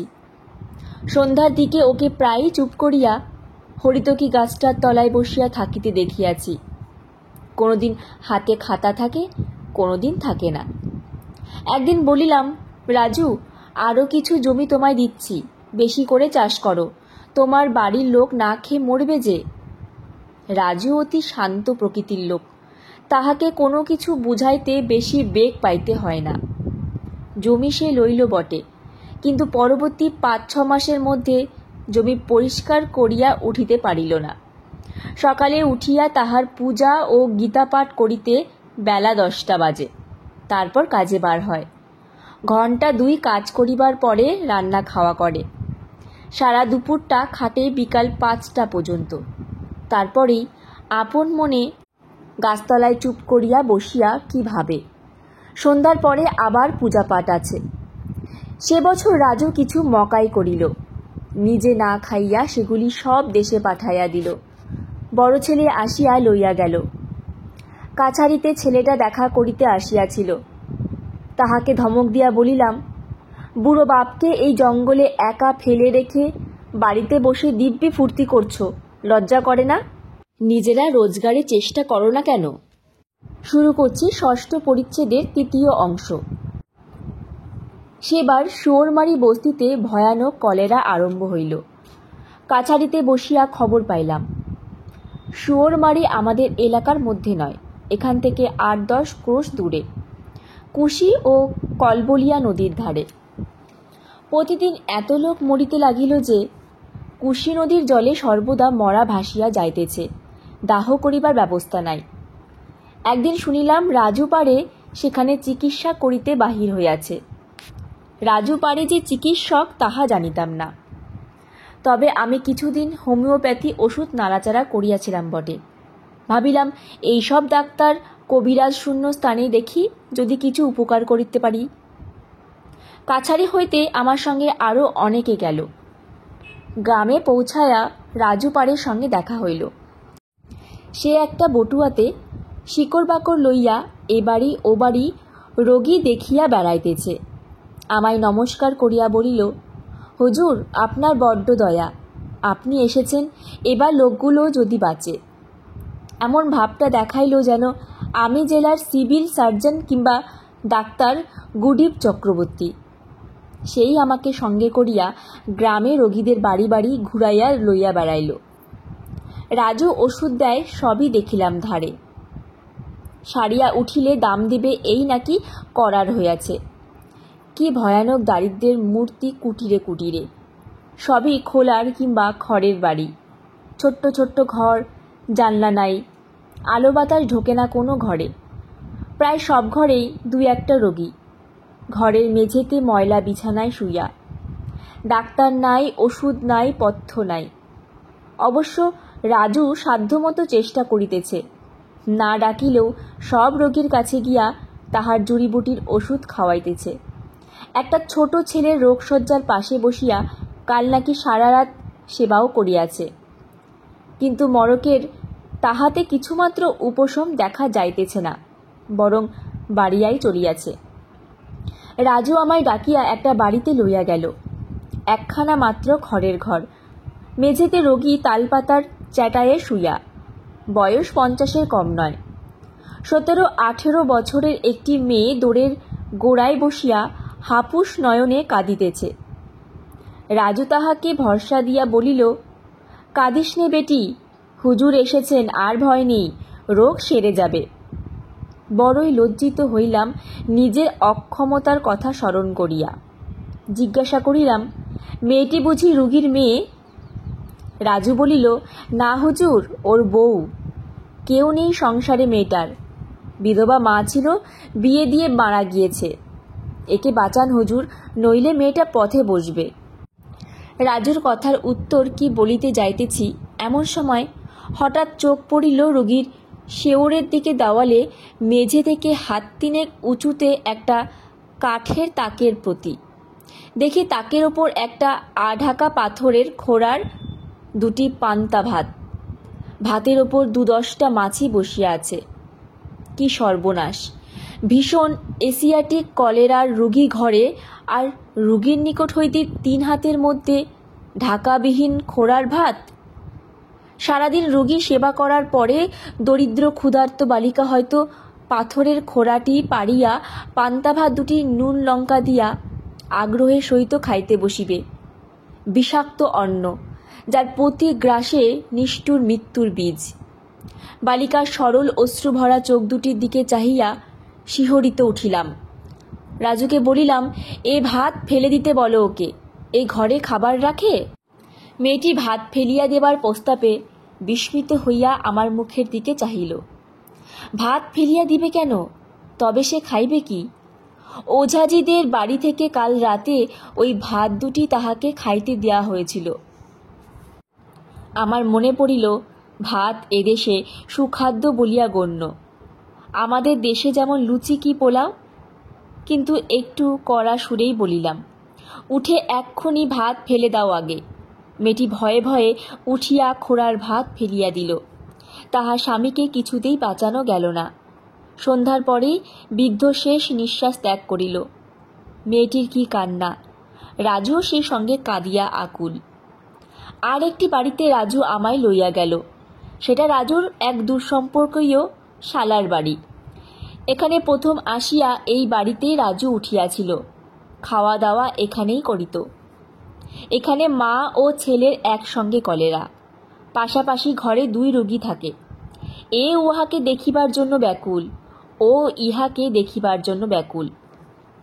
7-8 বছরের ছোট ছেলে। ছেলে প্রথমে মারা গেল, মাকে জানিতে দেওয়া হইল না। আমার হোমিওপ্যাথি ওষুধে মায়ের অবস্থা ভালো হইয়া দাঁড়াইতে লাগিল ক্রমশ। মা কেবলই ছেলের খবর নেয়, ও ঘরে ছেলের সারা শব্দ পাওয়া যাচ্ছে না কেন, কেমন আছে সে? আমরা বলি, তাকে ঘুমের ওষুধ দেওয়া হয়েছে, ঘুমোচ্ছে। চুপি চুপি ছেলের মৃতদেহ ঘর হইতে বাহির করা হইল। গ্রামের লোকশাস্ত্রের নিয়ম একেবারে জানে না। একটিমাত্র পুকুর, সেই পুকুরেই কাপড় কাচে, সেইখানেই স্নান করে। স্নান করা আর জলপান করা যে একই কথা নয়, ইহা কিছুতেই তাহাদের বুঝাইতে পারিলাম না। কত লোককে ফেলিয়া পলাইয়া গিয়াছে। একটা ঘরের মধ্যে একটা রোগী দেখিলাম। সে বাড়িতে আর কোনো লোক নেই। রোগগ্রস্ত লোকটি ওই বাড়ির ঘর জামাই। স্ত্রী 8 বছর মারা গিয়াছে। তথাচ লোকটার অবস্থা খারাপ বলিয়াই হোক বা যে কারণেই হোক, শ্বশুরবাড়ির লোকে তাহাকে ফেলিয়া পলাইছে। রাজু তাহাকে দিন-রাত সেবা করিতে লাগিল। আমি ওষুধপত্রের ব্যবস্থা করিয়া দিলাম। লোকটা শেষ পর্যন্ত বাঁচিয়া গেল। বুঝিলাম, শ্বশুরবাড়ির অন্নদাস হিসাবে তাহার অদৃষ্টে এখনও অনেক দুঃখ আছে। রাজুকে থলি বাহির করিয়া চিকিৎসার মোট উপার্জন গণনা করিতে দেখিয়া জিজ্ঞাসা করিলাম, কত হলো রাজু? রাজু গুনিয়া গাথিয়া বলিল, 1 টাকা 3 আনা। ইহাতেই সে বেশ খুশি হইয়াছে। এদেশের লোক একটা পয়সার মুখ সহজে দেখিতে পায় না। 1 টাকা 3 আনা উপার্জন এখানে কম নহে। রাজুকে আজ 15-16 দিন ডাক্তারকে ডাক্তার, নার্সকে নার্স, কি খাটুনিটাই খাটিতে হইয়াছে। অনেক রাত্রে গ্রামের মধ্যে কান্নাকাটির রব শোনা গেল। আবার একজন মরিল। রাত্রে ঘুম হইল না। গ্রামের অনেকেই ঘুমায় নাই। ঘরের সামনে বড় বড় কাঠ জ্বালাইয়া আগুন করিয়া গন্ধক পোড়াইতেছে ও আগুনের চারিধারে ঘিরিয়া বসিয়া গল্প গুজব করিতেছে। রোগের গল্প, মৃত্যুর খবর ছাড়া ইহাদের মুখে অন্য কোনো কথা নাই। সকলেরই মুখে একটা ভয়, আতঙ্কের চিহ্ন পরিস্ফুট। কাহার পালা আসে। দুপুর রাতে সংবাদ পাইলাম, ও বেলা সেই সদ্য বিধবা বালিকাটির কলেরা হইয়াছে। গিয়া দেখিলাম, তাহার স্বামী গৃহের পাশে এক বাড়ির গোয়ালে সে শুইয়া আছে। ভয়ে নিজের ঘরে আসিয়া শুইতে পারে নাই, অথচ তাহাকে কেহ স্থান দেয় নাই সে কলেরার রোগী ছুঁয়াছিল বলিয়া। গোয়ালের এক পাশে কয়েক আটি গমের বিচালির ওপর পুরানো চট পাতা, তাতেই বালিকা শুইয়া ছটফট করিতেছে। আমি ও রাজু বহু চেষ্টা করিলাম হতভাগিনীকে বাঁচাইবার। একটি লণ্ঠন, একটু জল কোথাও পাওয়া যায় না। উকি মারিয়া কেহ দেখিতে পর্যন্ত আসিল না। আজকাল এমন আতঙ্কের সৃষ্টি হইয়াছে যে কলেরা কাহারও হইলে তাহার ত্রিসীমানায় লোক ঘেঁষে না। রাত ফর্সা হইল। রাজুর খুব নারী জ্ঞান, হাত দেখিয়া বলিল, এ হুজুর সুবিধে নয় গতি। আমি আর কি করিব, নিজে ডাক্তার নয়, স্যালাইন দিতে পারিলে হইত। এই অঞ্চলে তেমন ডাক্তার কোথাও নাই। সকাল 9টায় বালিকা মারা গেল। আমরা না থাকিলে তাহার মৃতদেহ কেহ বাহির করিতে আসিত কিনা সন্দেহ। আমাদের অনেক তদির ও অনুরোধে জন্তুই আহির চাষি বাঁশ লইয়া আসিয়া মৃতদেহ বাঁশের সাহায্যে ঠেলিতে ঠেলিতে নদীর দিকে লইয়া গেল। রাজু বলিল, বেঁচে গেল হুজুর। বিধবা বেওয়া অবস্থায়, তাতে ছেলে মানুষ, কি খেত, কে ওকে কি দেখত? বলিলাম, তোমাদের দেশ বড় নিষ্ঠুর রাজু। আমার মনে কষ্ট রহিয়া গেল যে আমি তাহাকে তাহার মুখের অত স্বাদের ভাত দুটি খাইতে দিই নাই। শুরু করছি 6ষ্ঠ পরিচ্ছেদে 4র্থ অংশ। নিস্তব্ধ দুপুরে দূরে মহালিকা রূপের পাহাড় ও জঙ্গল অপূর্ব রহস্যময় দেখাইত। কতবার ভাবিয়াছি একবার গিয়া পাহাড়টা ঘুরিয়া দেখিয়া আসিব, কিন্তু সময় হইয়া ওঠে নাই। শুনিতাম মহালিকা রূপের পাহাড় দুর্গম, বনাকীর্ণ, শঙ্কচূড় সাপের আড্ডা, বন মোরগ, দুষ্প্রাপ্য বন্য চন্দ্রমল্লিকা, বড় বড় ভাল্লুক ঝরে ভর্তি। পাহাড়ের ওপরে জল নাই বলিয়া, বিশেষত ভীষণ শঙ্কচূড় সাপের ভয়ে এই অঞ্চলের কাঠরিয়ারাও কখনো ওখানে যায় না। দিকচক্রবালে দীর্ঘ নীলরেখার মতো পরিদৃশ্যমান ওই পাহাড় ও বন দুপুরে বিকালে সন্ধ্যায় কত স্বপ্ন আনে মনে। একে তো এদিকে সারা অঞ্চলটা আজকাল আমার কাছে পরীর দেশ বলিয়া মনে হয়।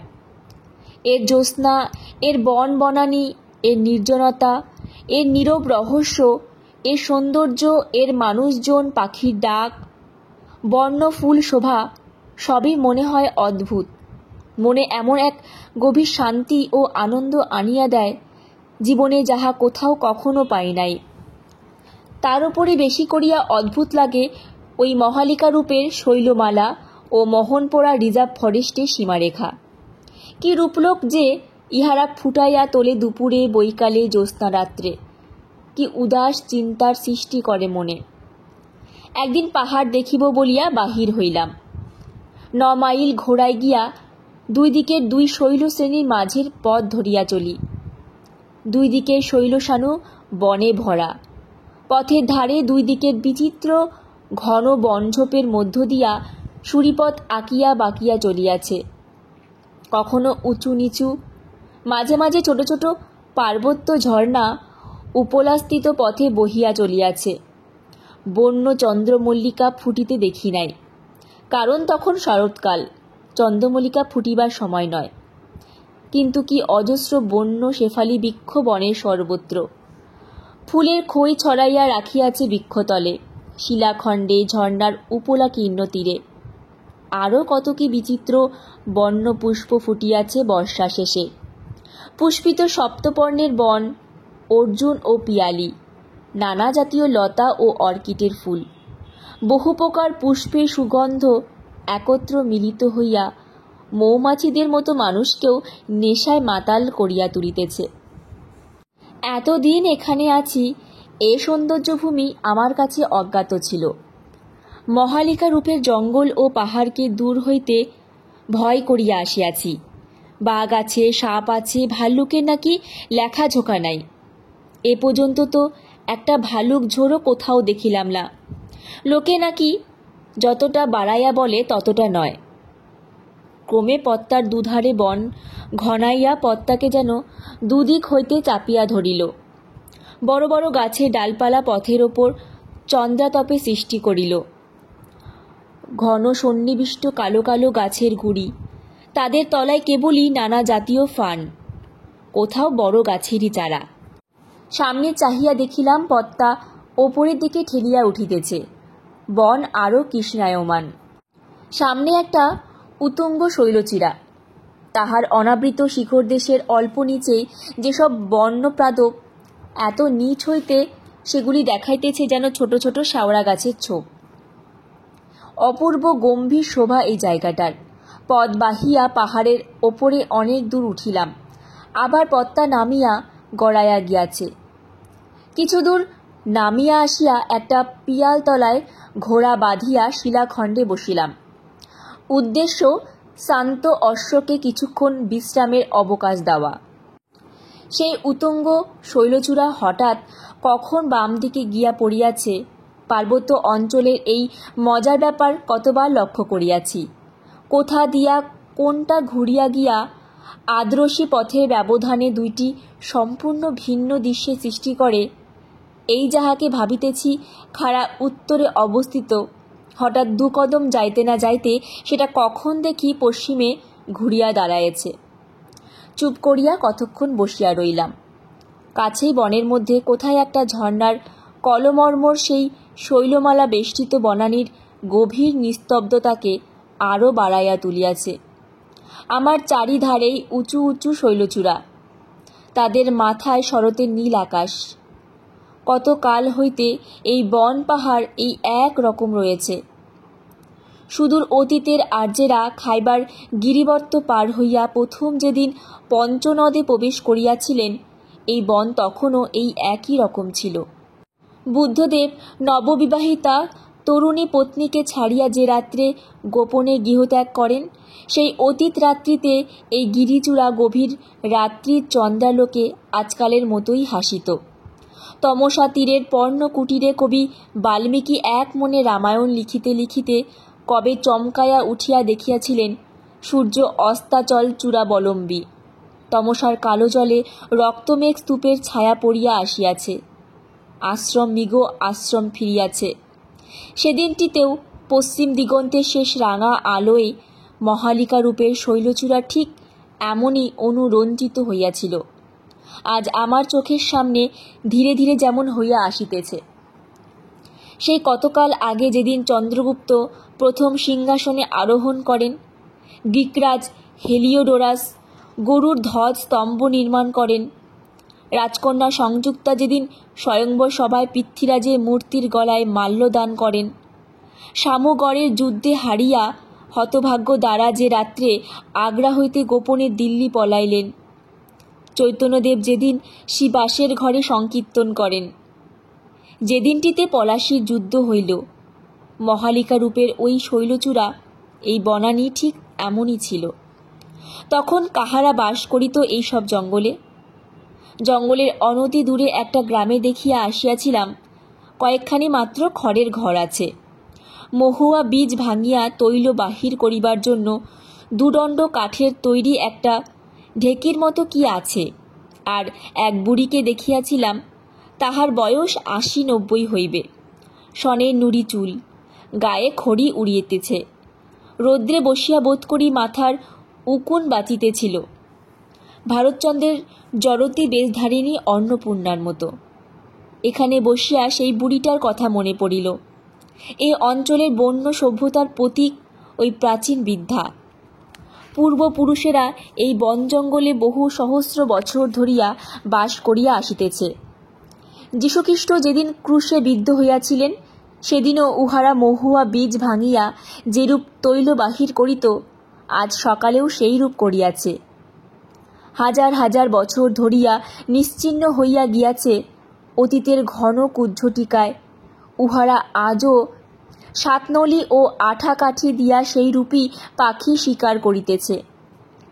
ঈশ্বর সম্বন্ধে, জগৎ সম্বন্ধে উহাদের চিন্তাধারা বিন্দুমাত্র অগ্রসর হয় নাই। ওই বুড়ি দৈনন্দিন চিন্তাধারা কি জানিবার জন্য আমি আমার ১ বছরের উপার্জন দিতে প্রস্তুত আছি। বুঝি না কেন এক এক জাতির মধ্যে সভ্যতার কি বীজ লুকায়িত থাকে, তাহারা যতদিন যায় তত উন্নতি করে, আবার অন্য জাতি 1000 বছর ধরিয়াও সেই এক স্থানে স্থাণুবৎ নিশ্চল হইয়া থাকে কেন? বর্বর আর্যজাতি 4-5 হাজার বছরের মধ্যে বেদ, উপনিষদ, পুরাণ, কাব্য, জ্যোতির্বিদ্যা, জ্যামিতি, চরক সুশ্রুত লিখিল, দেশ জয় করিল, সাম্রাজ্য পত্তন করিল, ভেনাস দ্য মিলোর মূর্তি, পার্থেনন, তাজমহল, কোলো ক্যাথিড্রাল গড়িল, দরবারি কানাড়া ও ফিফথ সিম্ফনির সৃষ্টি করিল, এরোপ্লেন, জাহাজ, রেলগাড়ি, বেতার, বিদ্যুৎ আবিষ্কার করিল। অথচ পাপুয়া নিউগিনি, অস্ট্রেলিয়ার আদিম অধিবাসীরা আমাদের দেশের ওই মুন্ডা, কোল, নাগা, কুকিগণ যেখানে সেখানেই কেন রহিয়াছে এই 5000 বছর? অতীত কোনো দিনে এই যেখানে বসিয়া আছি এখানে ছিল মহাসমুদ্র। প্রাচীন সেই মহাসমুদ্রের ঢেউ আসিয়া আছাড় খাইয়া পড়িত ক্যাম্বিয়ানের যুগের এই বালুময় তীরে। এখন যাহা বিরাট পর্বতে পরিণত হইয়াছে। এই ঘন অরণ্যানীর মধ্যে বসিয়া অতীত যুগে সেই নীল সমুদ্রে স্বপ্ন দেখিলাম। পুরা যত স্রোত পুলিন মধুনা তত্র সরিতম। এই বালুপ্রস্তরী শৈলচূড়ায় সেই বিস্মিত অতীতের মহাসমুদ্রে বিক্ষুব্ধ উর্মিমালার চিহ্ন রাখিয়া গিয়াছে। অতি স্পষ্ট সে চিহ্ন ভূতত্ত্ববিদের চোখে ধরা পড়ে। মানুষ তখন ছিল না, এ ধরনের গাছপালাও ছিল না।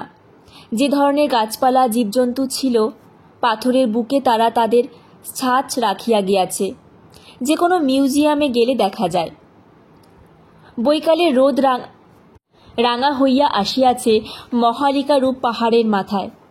শেফালি বনের গন্ধভরা বাতাসে হেমন্তের হিমের ঈষৎ আমেজ। আর এখানে বিলম্ব করা উচিত হইবে না। সম্মুখে কৃষ্ণা একাদশীর অন্ধকার রাত্রি। বন মধ্যে কোথায় একদল শিয়াল ডাকিয়া উঠিল। ভালুক বা বাঘ পথ না আটকায়। ফিরিবার পথে এই দিন প্রথম বন্য ময়ূর দেখিলাম বনান্তস্থলিতে শিলাখণ্ডের ওপর। এক জোড়া ছিল। আমার ঘোড়া দেখিয়া ভয় পাইয়া ময়ূরটা উড়িয়া গেল। তাহার সঙ্গিনী কিন্তু নড়িল না। বাঘের ভয়ে আমার তখন দেখিবার অবকাশ ছিল না, তবু একবার সেটার সামনে থমকাইয়া দাঁড়াইলাম। বন্য ময়ূর কখনো দেখি নাই। লোকে বলিত এই অঞ্চলে ময়ূর আছে। আমি বিশ্বাস করিতাম না, কিন্তু বেশিক্ষণ বিলম্ব করিতে ভরসা হইল না। কি জানি, মহালিকা রূপের বাঘের গুজবটাও যদি এরকম সত্য হইয়া যায়। আজ এই পর্যন্তই। কেমন লাগছে তোমাদের অডিওগুলো শুনতে আমাকে অবশ্যই কমেন্টে জানিও। দেখা হচ্ছে পরের ভিডিওতে। ততক্ষণ ভালো থেকো, সুস্থ থেকো।